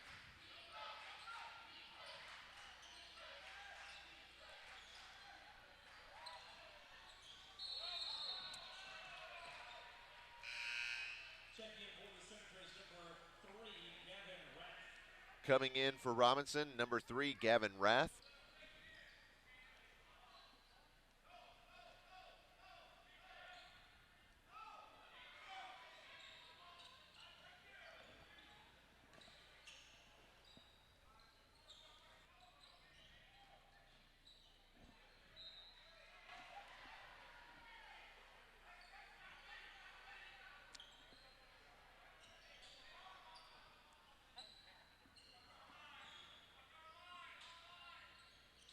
Jalen Bozeman to inbound for the Senators.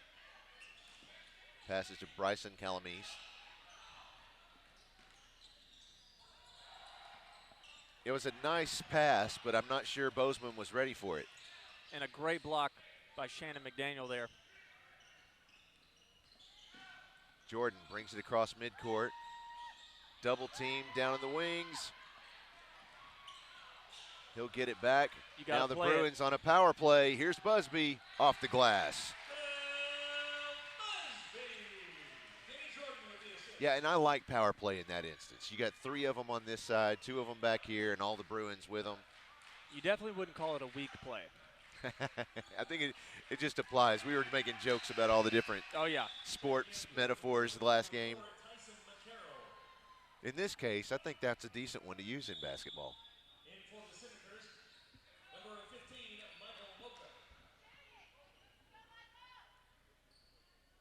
So we're going to have Michael Mocha check in on the Senator side. And I believe Tyson McCarroll checked in on the Bruins side.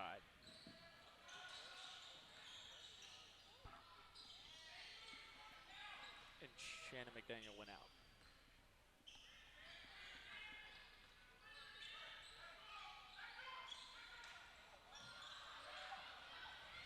Steal by Chase Nichols, and he'll make it count.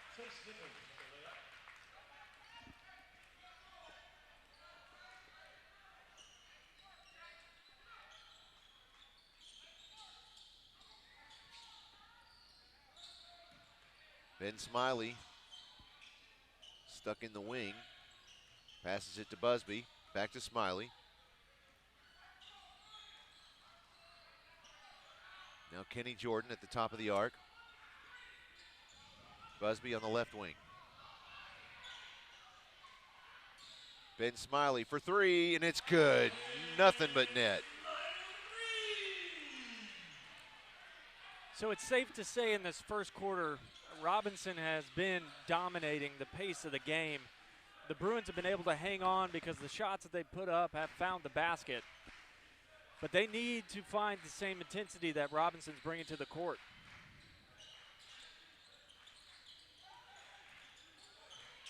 Samuel Chapin for 3 at the buzzer, no good.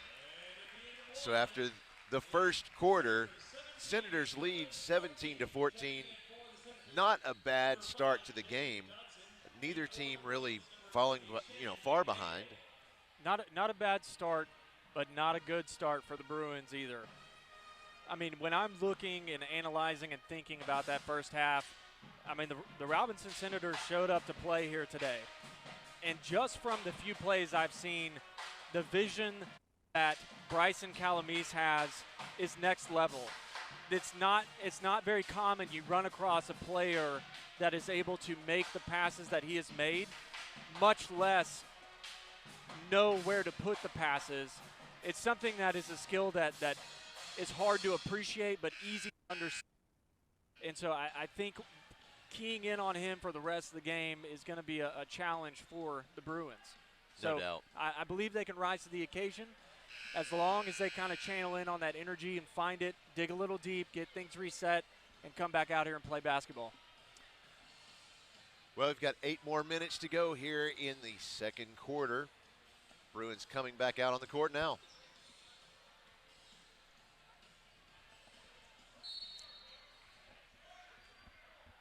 Here's Kel Busby, inbounds the ball. Charlie Barker. Bounce pass to Busby, off, way off.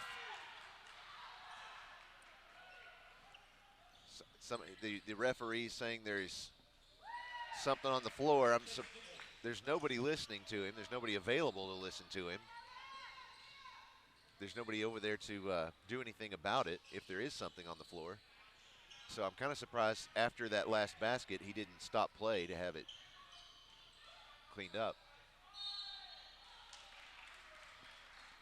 That was Charlie Barker with the attempt. That was Gavin Rath gets called with a foul. His first personal foul, second team foul against Robinson. So here's Charlie Barker at the line.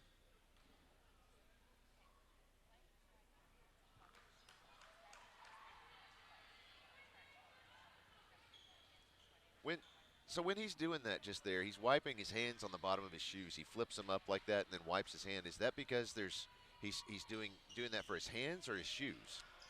He's doing it for his shoes. So think about it's a wooden floor. Almost every floor that you play on is going to be wooden in high school basketball. And just like any other wood, it has a lacquer type layer on top of it. And so it can become slippery from dust and from traction places that are worn in. And so the sweat from your body. Nice. I have to stop for 1 second. Kel Busby just made an acrobatic move that people in Cirque du Soleil would be jealous of. He's an all-around athlete. Yeah, definitely took a second there to show off his athletic prowess. To finish my thought quickly, when you wipe off your hands on the bottom of your shoes, it's to get more traction on the court. The sweat, actually, when it goes across the bottom of your shoe, helps you get more traction. It's quite coincidental. Cool. It's either that or something has changed and players just really like to smell the bottom of their sneakers now. So I'm not sure.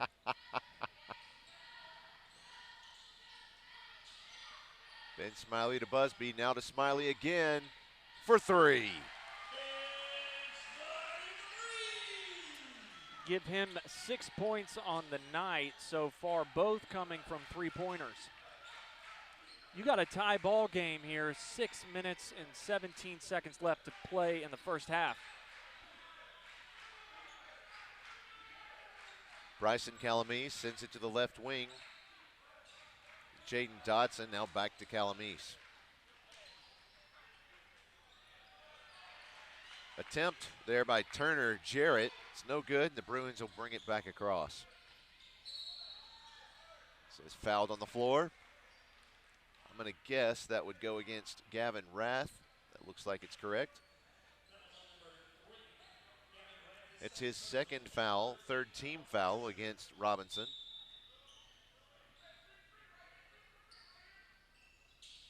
Jordan inbounds to Smiley, tries a three, it's no good.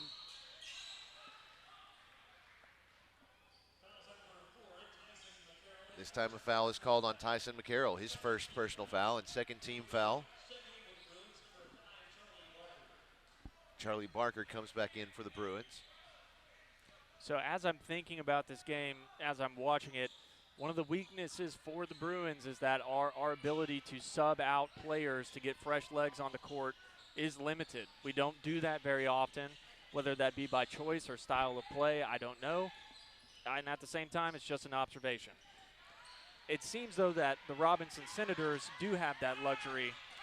So I will be interested to see how that plays out throughout the rest of the game. Tyson McCarroll tries to go to the basket. He'll get fouled on the way there. That's on Jalen Bozeman, his first foul, fourth team foul against the Senators. So McCarroll will shoot two.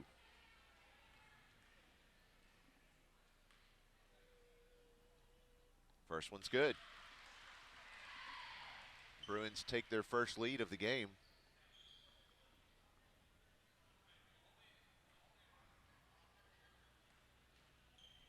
Since the first 2 minutes, anyway. I think they led 3-2 for a moment. Yeah. I got a feeling it's going to change quite a few times today. Three-point attempt from Jaden Dodson. It's off, rebound by Turner Jarrett, and he's able to go to the glass for two. Nice-sized crowd here to support the Senators and the Bruins as well.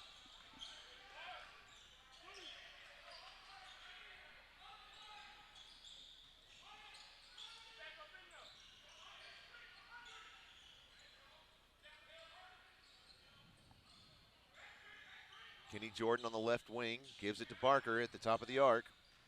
He drives inside, looks for the glass, could not find the bucket. Senators bring it back. On a tear, Calamise tries to pass it over to Jarrett, goes out of bounds. Whoa. I'm not sure what the referee saw, but nobody else in the gym seems to have seen the same thing. He says that's Robinson's ball.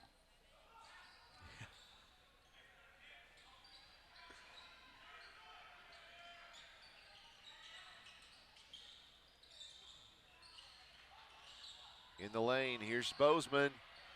No good. Kel Busby gets the rebound. Barker drives inside, goes up, doesn't get the basket. I'm not sure if he's going to say that was on the floor, that foul was called on the floor or not. Let's see.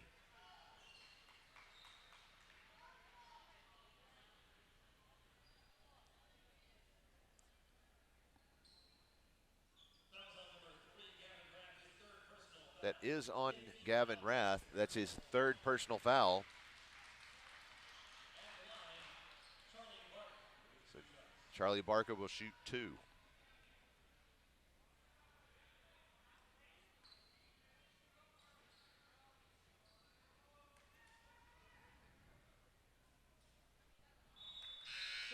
Missed the first one.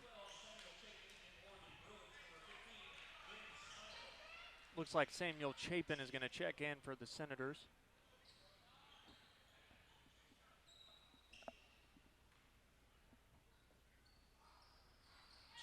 Missed the second one as well.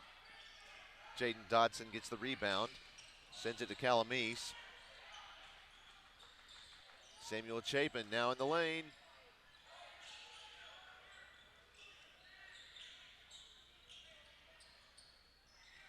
Chapin shoots and is fouled on the way there. Foul is called on Tyson McCarroll. That'll be his third team foul.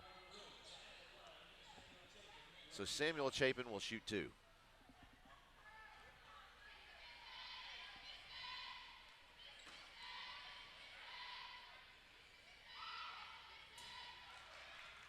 What are you studying so diligently?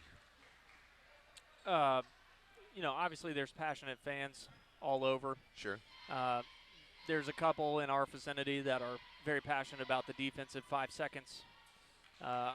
Playing defense on a player closely guarded for 5 seconds. So just double checking the rules on that, seeing what that says. Cool.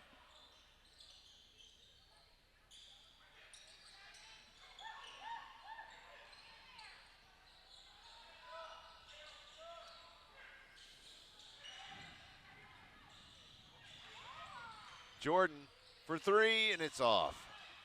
Boy, that looked pretty at first.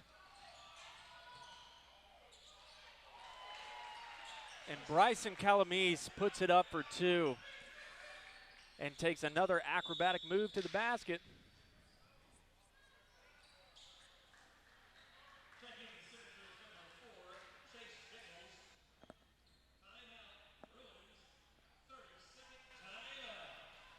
Thirty-second timeout. That's going to be a Hug and Hall timeout. Thank you, sir. So who is Hug and Hall, you say? Let me tell you a little bit about them. Hug and Hall Equipment Company is the answer to your industrial and construction equipment needs. They can help you with sales, rental, parts, and service with full service locations serving Arkansas, Oklahoma, Louisiana, Missouri, and Texas. They take ownership of each customer's needs and will work to ensure your demands are met. You can trust Hug and Haul for all of your construction, industrial, aerial, material handling, and light equipment needs. That's Hug and Haul Equipment Company.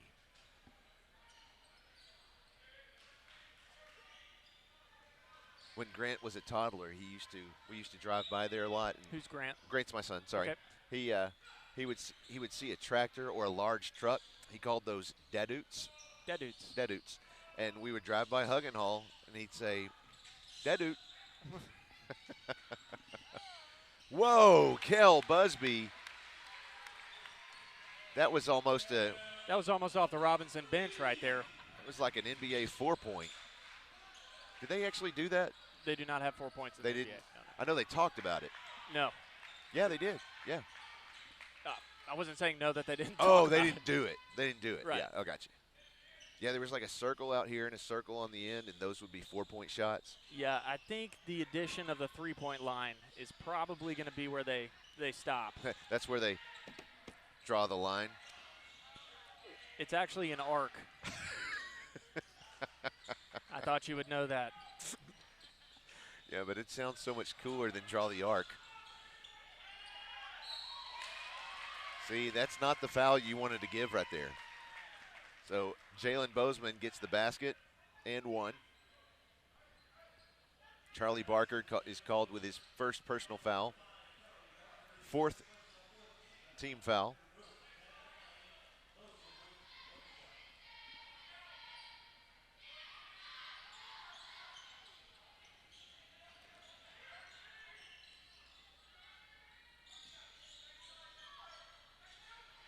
Little back and forth action to keep the full court press at bay. Nice. Charlie Barker keeping the ball inbounds.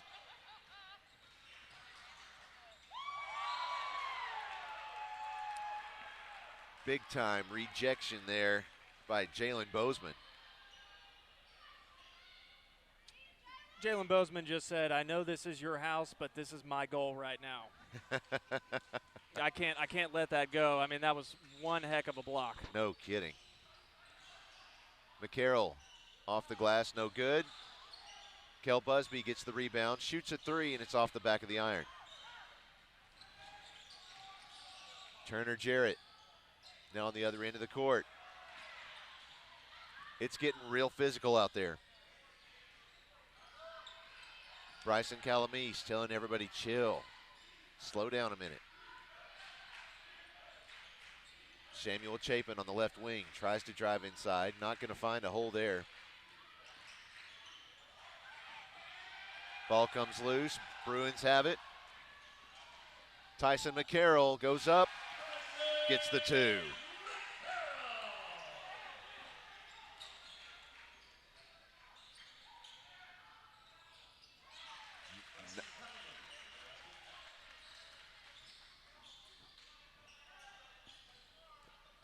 Bryson Calamise with that one.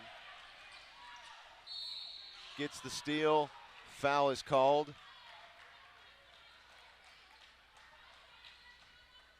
Thoughts on that foul? I mean, I'm sure there's going to be people out there that are going to say, man, that's an offensive foul. That was my thought. That's what I was looking at. So I thought, well, I'll just ask you. In that case, I wouldn't be surprised if an offensive foul was called, but I also would not call an offensive foul because the player was clearly trying to make a basket, and a subsequent part of that was our player getting hit in the jaw. It wasn't like a out-of-control play. Less than a minute left in the half. Senators lead 31-26. Kenny Jordan drives it. Oh, bounce pass to Shannon McDaniel, and he was not ready for it.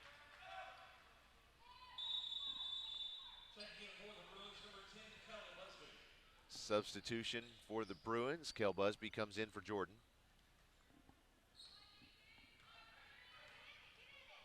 Busby acting like his back is sore or something. That or it was a yawn? I don't know. Yeah. I don't know. He kind of gave it an odd stretch there. I always had that issue before football games. I would get so amped up that I would start yawning. Sure. Is bizarre.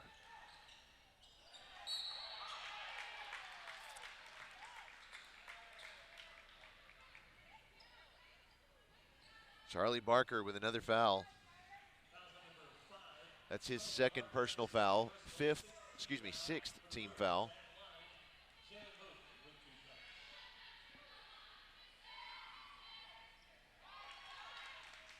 Bryson Calamese, his first free throw is good. He has 12 points tonight so far. 1 field goal, 2 threes, and 4, make it 5 free throws for a total of 13 points.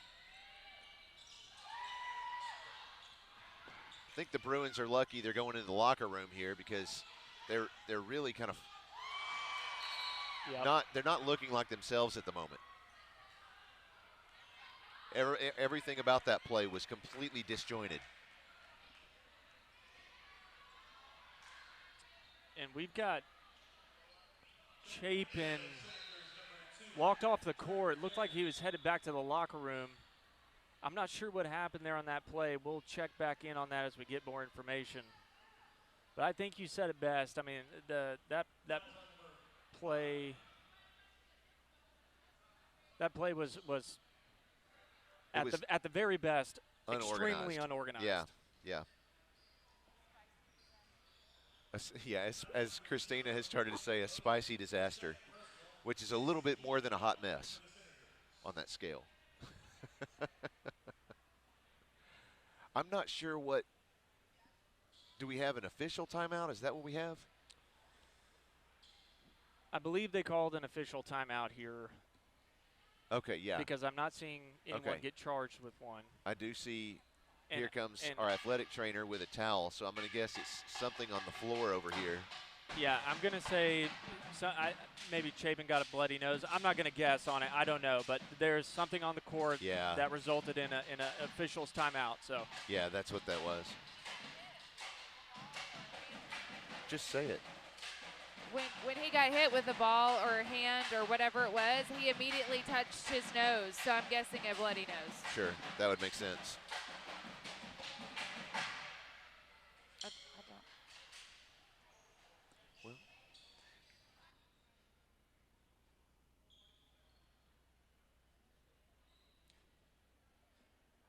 No, I like the snarky things. But you're not muted when you say that. I do. I also like the snarky things, but yeah, we've got just a little bit of floor cleanup going on. We'd go to break, except as soon as we did, yeah. So just a quick recap of, if you're just checking in with us, basically we had the Bruins going up for a shot just before the first half ended here. The result in it was a foul on the floor, and one of the Robinson players, I believe, took an injury on the play and went off the court. So we're going to finish up the final 2 seconds here of this half.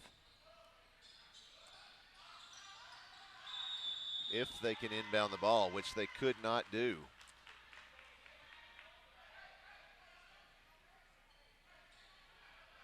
And we might see one of those where, I was going to say, before Charlie Barker rolled out here, I thought we might see one of those plays.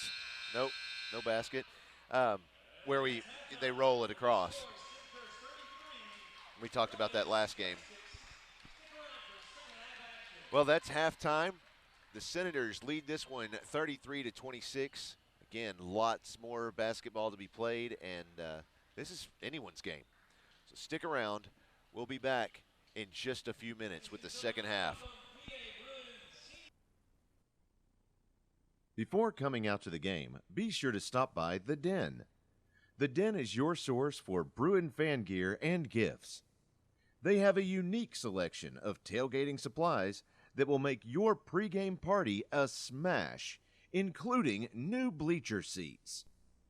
No matter the occasion, The Den at PA has something for everyone. Tank tops, t-shirts, sweatshirts, polos, hoodies, jackets, shorts, pants, and more. We have everything your student needs to look their best on Spirit Day. For all the future Bruin cheerleaders, You'll find bows, pompons, earrings, and cheerleader uniforms. Visit us on campus or online at thedenatpa.com. Sarah always wants to be connected, and she often tweets or texts while driving. How far will Sarah go while looking away from the road? More than an entire football field. Driving the length of a football field without looking at the road is selfish driving. Caring drivers respect everyone's safety. What kind of driver will you be?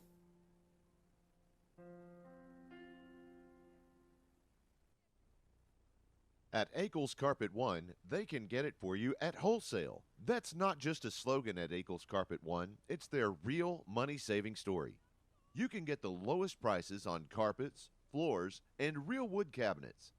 They have nationwide buying power, low overhead, and local ownership that make all of this possible. Don't shop at the home centers or online when you can shop local and get the best wholesale prices.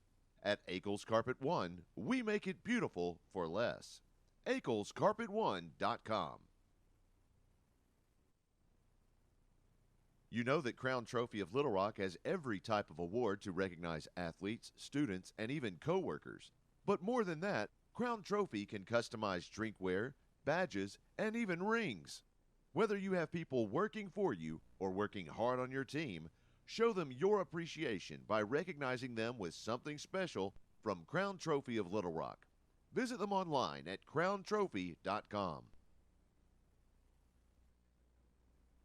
Central Arkansas Mahindra can provide you with the latest and best in outdoor power products to make your outdoor living more enjoyable. Combine this wide array of selections with their friendly and knowledgeable staff, and we're convinced they will become your only stop for all of your outdoor power needs. They're happy to help you find either the perfect outdoor power equipment, service, or the parts you've been looking for. Check out their inventory of Mahindra, Ferris, and Husqvarna equipment. If you need help in making your selection, call or just stop in. They're always ready to help. Visit them online at centralarkansasmahindra.com. Hug and Haul Equipment Company is the answer to your industrial and construction equipment needs. They can help you with sales, rental, parts, and service. With full-service locations serving Arkansas, Oklahoma, Louisiana, Missouri, and Texas, they take ownership of each customer's needs and will work to ensure your demands are met. You can trust Hug and Haul for all your construction, industrial, aerial, material handling, and light equipment needs. At Caldwell Toyota, they are passionate about helping drivers find the vehicle that's right for them for the most affordable prices possible. That's why they carry such a large selection of new Toyota models, because whether you're looking for something sporty, efficient, versatile, family-friendly, rugged, or all of the above, they are confident they have a new Toyota model to meet all of your needs and then some. Visit them online at caldwelltoyota.com.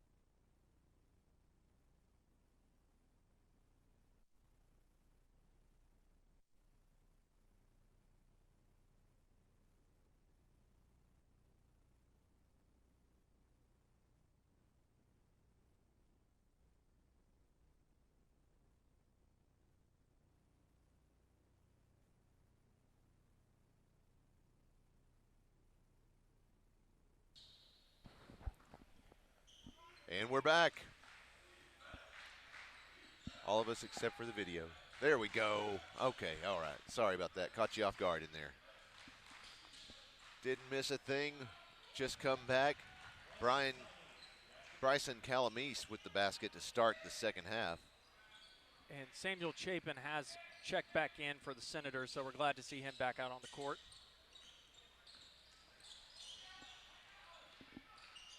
Going into the second half, he got injured somehow and went off the court, so good to see him right back out there.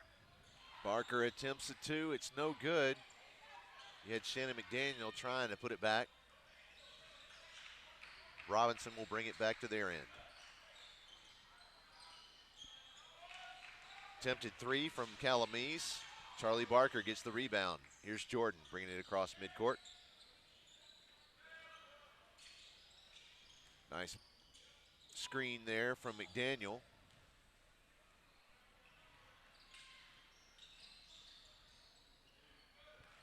Bruins really going to have to step it up, catch up the 9 points that they're down. Calamise drives inside. Quick pass to Jarrett. He tries a two. It's no good. The Bruins bring it back. Tyson McCarroll. And that was a grade A effort there from Kenny Jordan. Was able to actually get the rebound, dribble the ball up the court, push it up, get it to his teammate for 2 points. Samuel Chapin misses a three-point attempt. And I'm going to go based off the crowd's reaction. That is not a common thing for him. And yeah, that was probably a little bit more show than necessary from Kenny Jordan, but Tyson McCarroll got the rebound, went back up with it, and got fouled on the way there. So the foul is called on Chase Nichols. That's his first personal foul, first team foul on the Senators in this half. McDaniel tries his first, or excuse me, McCarroll tries his first. It's no good.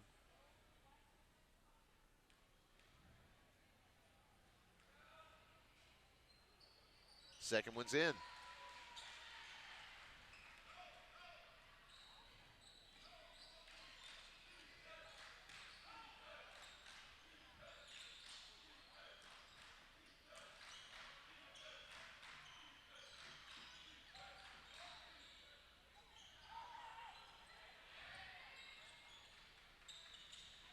Little back and forth action, and now the Bruins have it. Kenny Jordan at midcourt, working his way to the right wing. All the way to the basket, off the glass, and still no good. Both of the Bruins coaches on their feet, wanting a foul called there. Instead, on the other end of the court, third personal foul called on Tyson McCarroll. It's the first one against the Bruins in this half.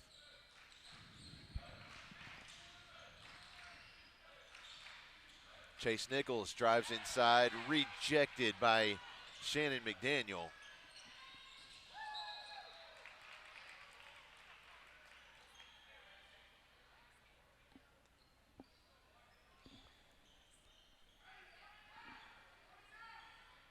It's been a while since we've seen the Bruins have quite so many problems passing the ball. And even then, I'm not Shannon McDaniel with a three shot. Misses off the mark. Kissed off the back of the rim there. And I'm not sure that it's so much that it's bad passes from the Bruins. I think it's the effort on the defense for the Senators. Chase Nichols attempts a three. It's no good. Kenny Jordan gets the rebound. Slows it down just a little bit. Off to Barker on the left wing. He gets it popped loose. Oh, comes loose again. Barker gets it, goes up, gets the basket and one.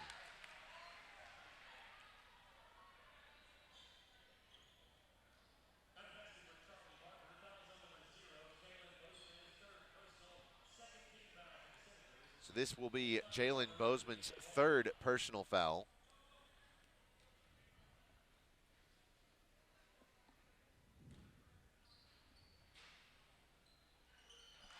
Barker's free throw is good.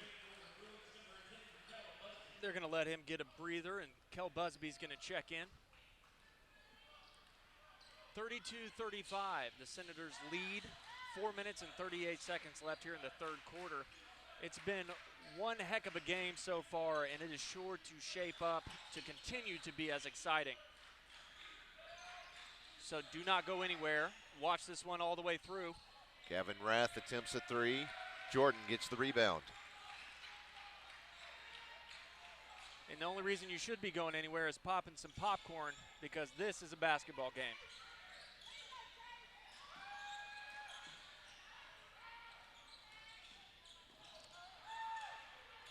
Oh my goodness. 2 steals, one after the other.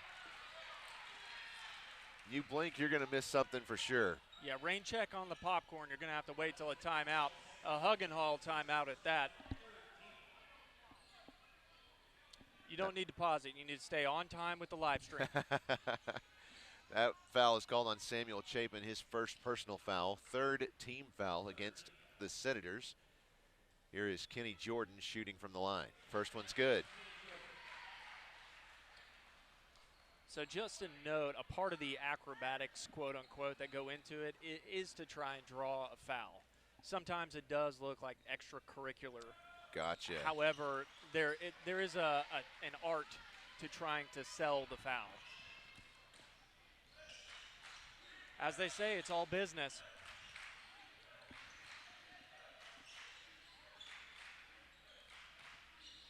Calamise drives in, sends it out to Nichols.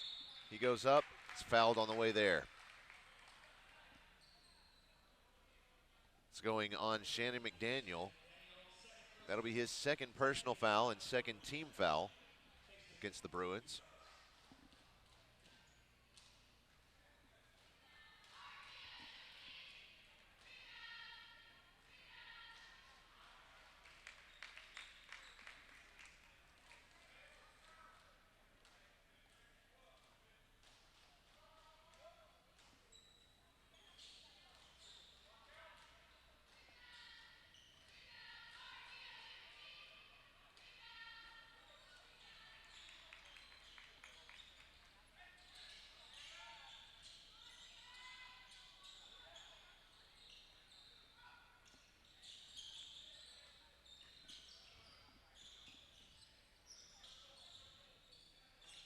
Kenny Jordan now over to Busby.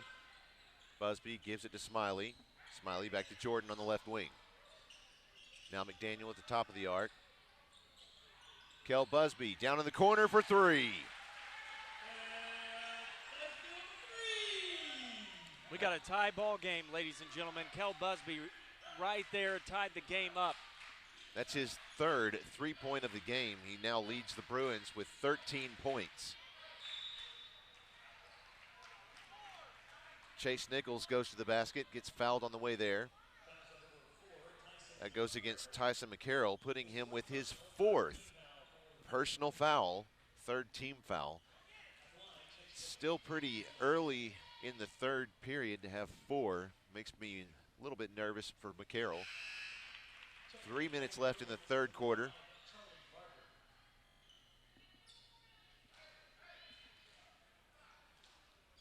With that free throw from Chase Nichols, the Senators retake the lead. Now 39-37.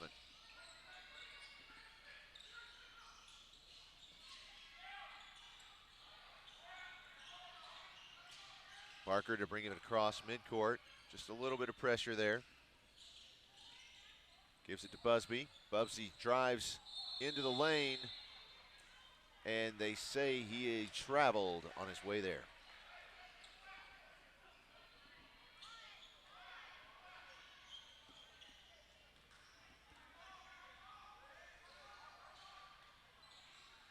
Bryson Calamise over to Nichols. Now Bozeman down in the lane. Back to Calamise for 3, and it's good. Now 18 points for him tonight.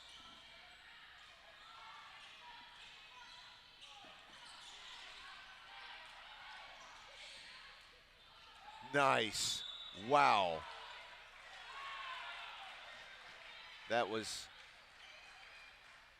That was well played. I like Smiley's pass there to Charlie Barker.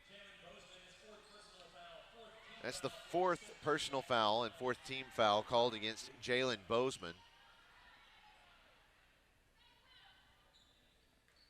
He's the only one of the Senators in foul trouble at the moment. Free throw is up and good from Charlie Barker.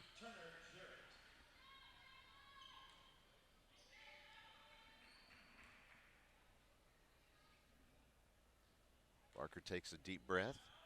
Here's the second. It's good. Good on him for taking his time on those, understanding the gravity of the points here. It's really, it doesn't matter that the Bruins take the lead here. It's the matter that they stay competitive. They stay within a range that's attainable. Because once it gets out of hand, it's easy for that to snowball. Basket by Chase Nichols. It's his 4th field goal tonight. Jordan gets tripped up, loses the ball.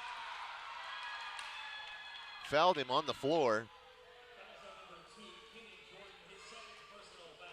That was Chase Nichols with the ball, went back up, but before he could get to a position where he was shooting the ball,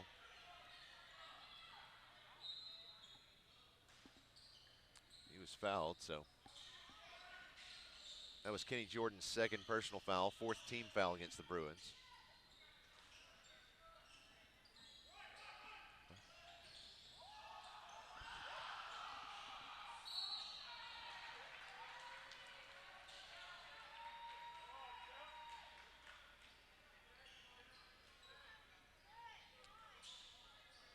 That foul is going to go on Shannon McDaniel, I believe. That's his 3rd personal foul, 5th team foul. So shooting for Robinson is Bryson Calamise. Shooting 2. First one's up and it's good.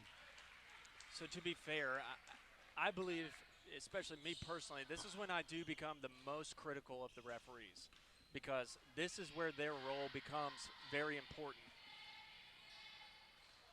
Second one's in and out. Not only because of the calls that they make and the way that they affect the game, but it also controls the pace of the game. It controls the intensity of the game. It controls more aspects now, especially when the score is close. And it's not that it didn't before.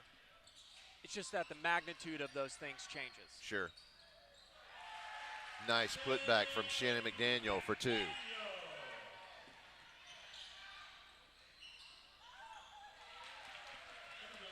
Samuel Chapin answering.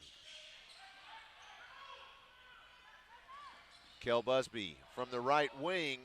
That one sinks. I thought it was short. Man, let me tell you, if you didn't show up to this game tonight, you made a mistake. Not only because the popcorn's better than what you can get at home, but the action is much better live and in person. This is fun. Jordan drives into the lane. Off the rim, no good. McDaniel puts it back, no good. Jordan gets the rebound. He'll try a 3. Oh, and it's an air ball.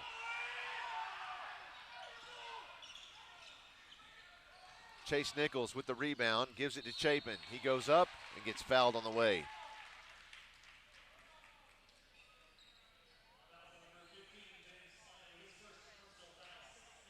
That was the first personal foul against Ben Smiley, 6th team foul against Pulaski Academy. A good rule of thumb, if you're trying to determine as a spectator if it should be a foul or not, if the ball has not left the player's hands at all, more than likely they're going to call a foul, because it's much easier to say you probably hit some part of his body as opposed to the little basketball in his hands. However, if the ball does leave his hands, the referee will look at the motion of the ball and see if it came off in a weird way. Then they would more likely call a block.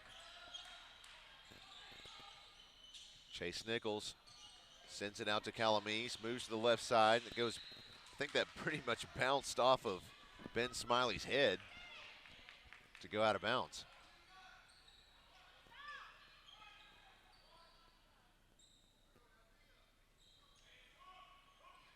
Inbounds the ball to Nichols, sends it out to Chapin. He drives into the lane, shoots, and it's good.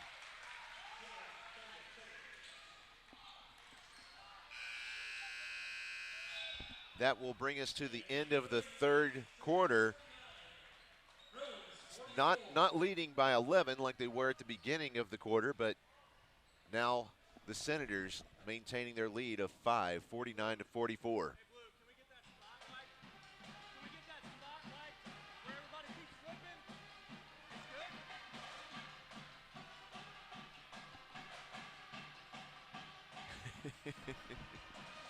Sometimes you got to help them out.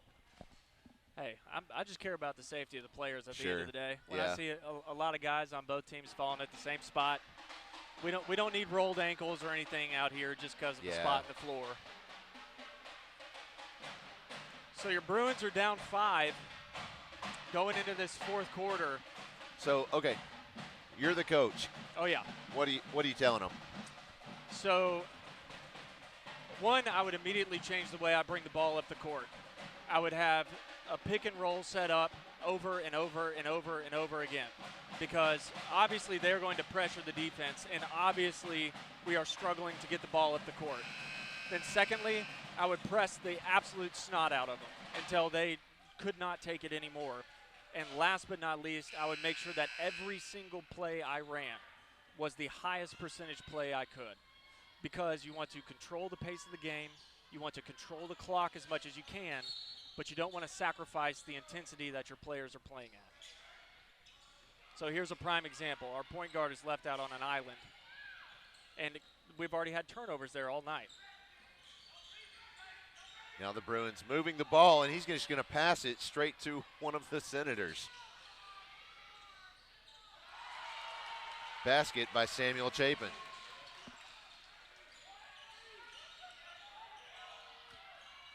But full disclosure, I am not the coach, so I don't get to make those decisions. Mine are just ideas in a perfect world. Shannon McDaniel for 2. And he's having a great night so far. How many points is that for him? That's his 4th field goal. Those are all of his points, so he's got 8. Well, and he's made all 8 of them look great, and they've all played a big role into keeping the Bruins in this game.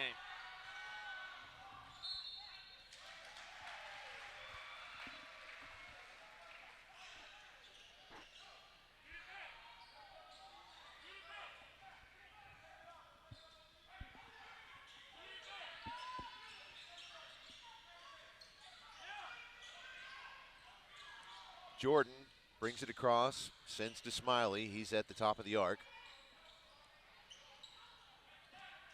He goes to the right side to Busby. Busby comes back toward the center. He's just going to shoot it from there. Oh, it looked nice. Heads-up play by Charlie Barker there. It just backfired. That's why a lot of players will jump when they actually do that.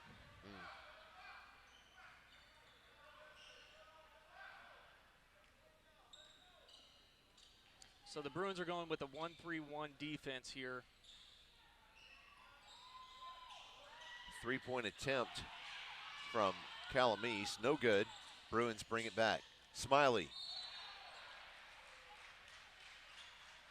Smiley will get fouled. It's not a shooting foul. So that one goes on Bryson Calamese. That's his 2nd foul, 5th team foul against Robinson. Barker inbounds to Smiley. Smiley gives it to the left wing over to Jordan. Now Busby, the top of the arc. He drives inside, shoots. No good, but a foul is called on Gavin Rath. That'll be his 4th personal foul, 6th team foul.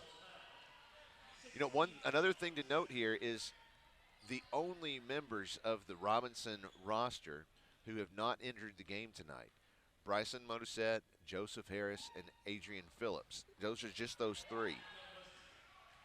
Now, the Bruins almost have twice the roster that Robinson does. The reason I bring this up is the Senators have 2 players now in foul trouble. Both of them have played at least about half the game, if not more. And so that's also a strategy you take in as a coach. You want to try and get them out. So you want to try and run plays that one, generate fouls in general, But two, if you can isolate that player to where you can get him to commit the foul, that's a bonus. No pun intended.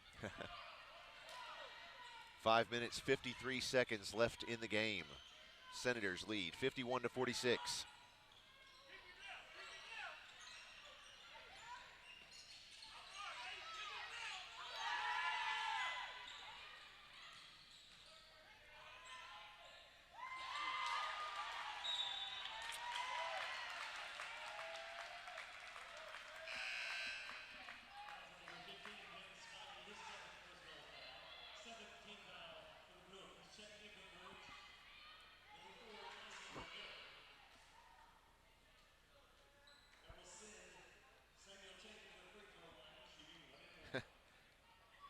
This coming from Shannon McDaniel's mom. She said, "Tell Shannon to stop touching people."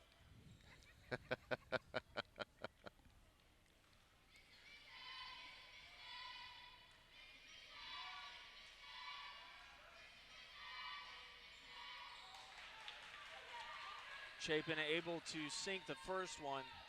Bruins are down 6 now. 5 minutes and 37 seconds left to play in the ball game.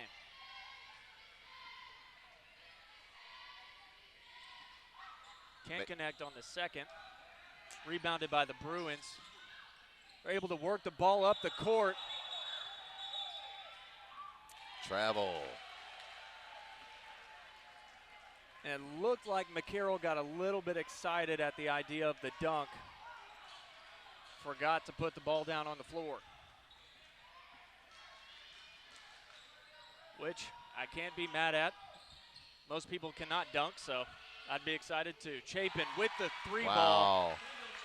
That's his 5th three of the game. No, excuse me. 4th three of the game.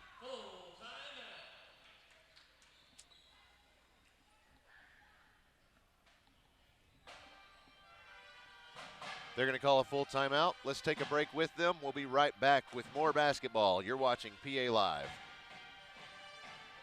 At Caldwell Toyota, they are passionate about helping drivers find the vehicle that's right for them for the most affordable prices possible. That's why they carry such a large selection of new Toyota models, because whether you're looking for something sporty, efficient, versatile, family-friendly, rugged, or all of the above, they are confident they have a new Toyota model to meet all of your needs and then some. Visit them online at caldwelltoyota.com.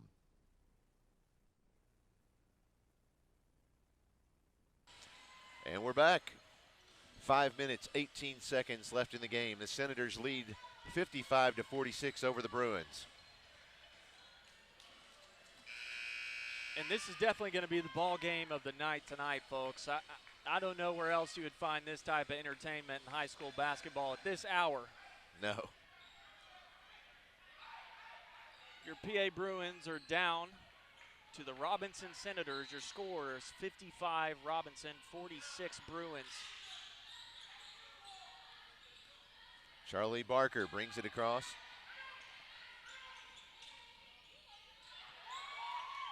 High energy. Got it tipped off. There's Busby now on the right wing. Gives it to Smiley. Off the glass and good.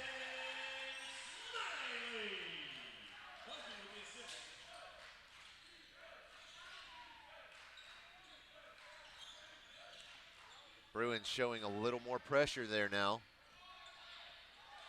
And Tyson McCarroll with a block. Wow.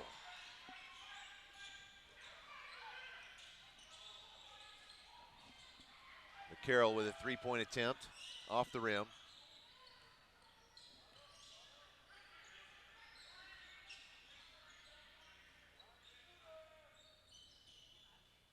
In the corner, Samuel Chapin connects for three. I misspoke earlier. That just now is his second three-point of the night.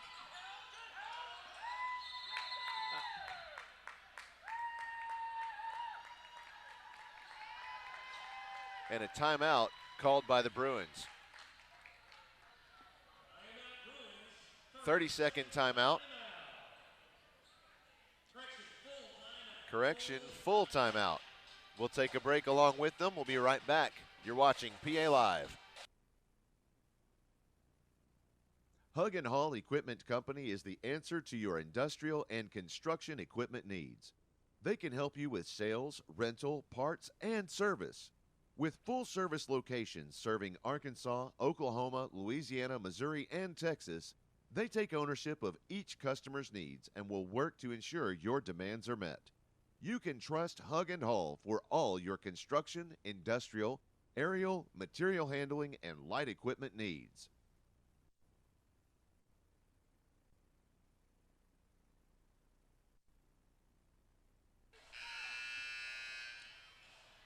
And we're back, and this feels like an Eminem song that I once knew. His arms are heavy, his palms are sweaty. Mom spaghetti. Need to have a poetry reading with Garrett. I do that on Wednesdays. Okay, open mic night. Yes, my wife loves it. She's been to every show. Is it down at the Gaslight? Oh, yeah.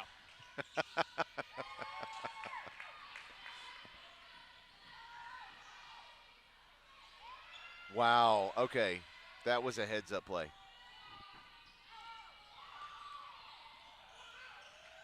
Chase Nichols now on the right wing. Burning some clock. 3.5 minutes left in the game.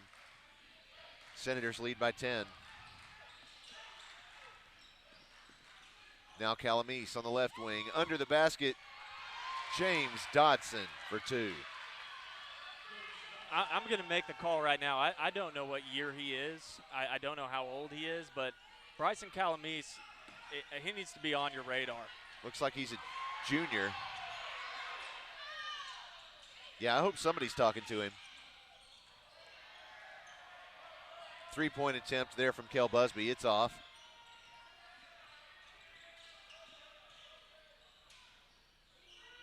Calamese for 3, no good.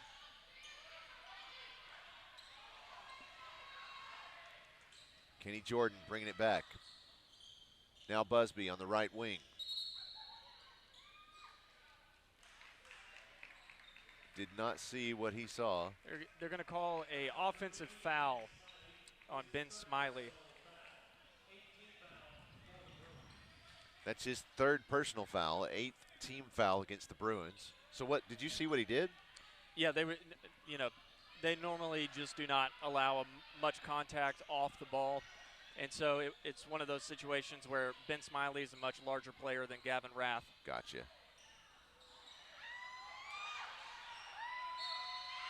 That's going to be Ben Smiley's 4th. And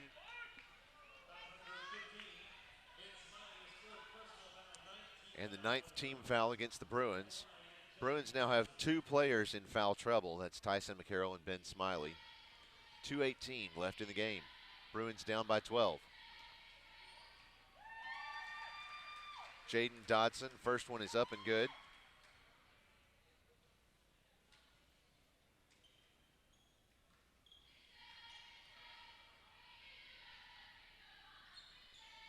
Second one is good.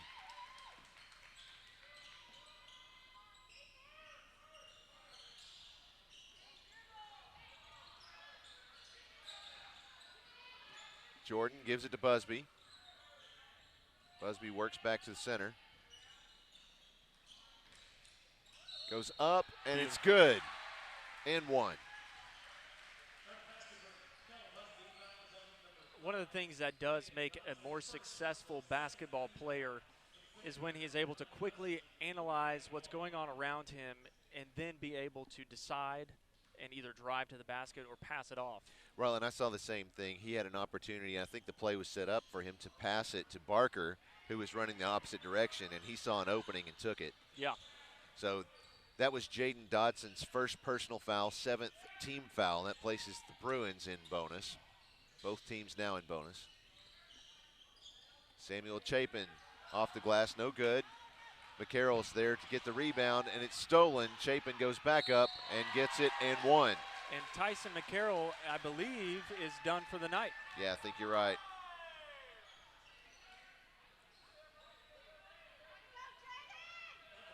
Just waiting to see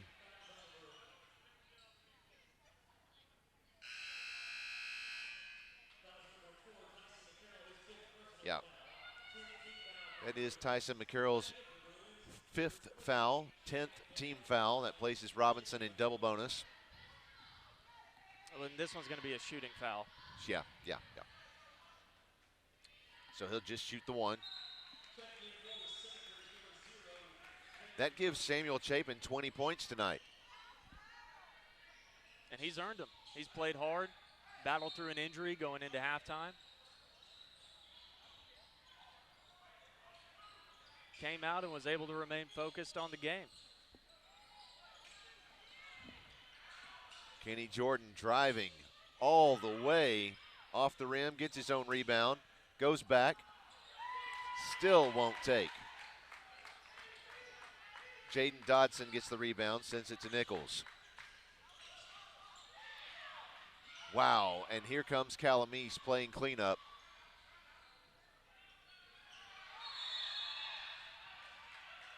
And while he has it, coach calls timeout.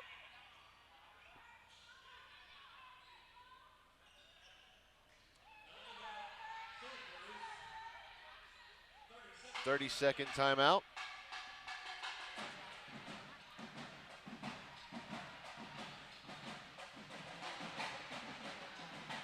I want to thank our friends at Crown Trophy. You know, Crown Trophy of Little Rock has every type of award to recognize athletes, students, and even coworkers. But more than that, Crown Trophy can customize all kinds of cool things for you, like drinkware, badges, and even rings. So whether you have people working for you or working hard on your team, be sure to show them your appreciation by recognizing them with something special from Crown Trophy of Little Rock. Visit them online at crowntrophy.com.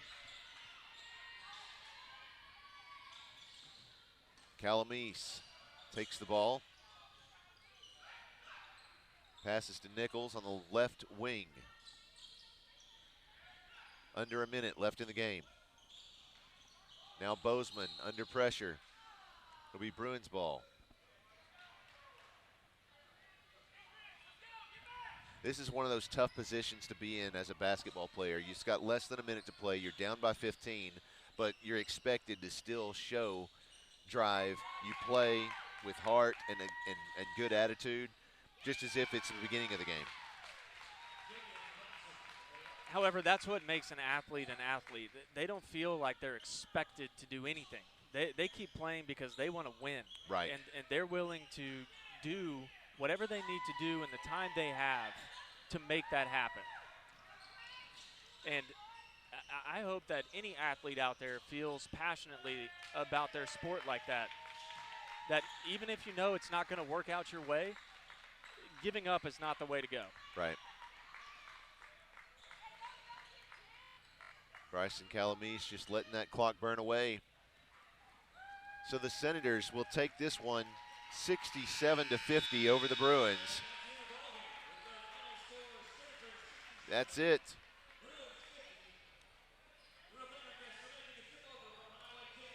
Your thoughts on the game?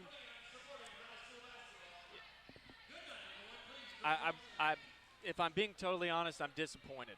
I'm disappointed because there was an opportunity there for the Bruins to capitalize, and they let it slip from them.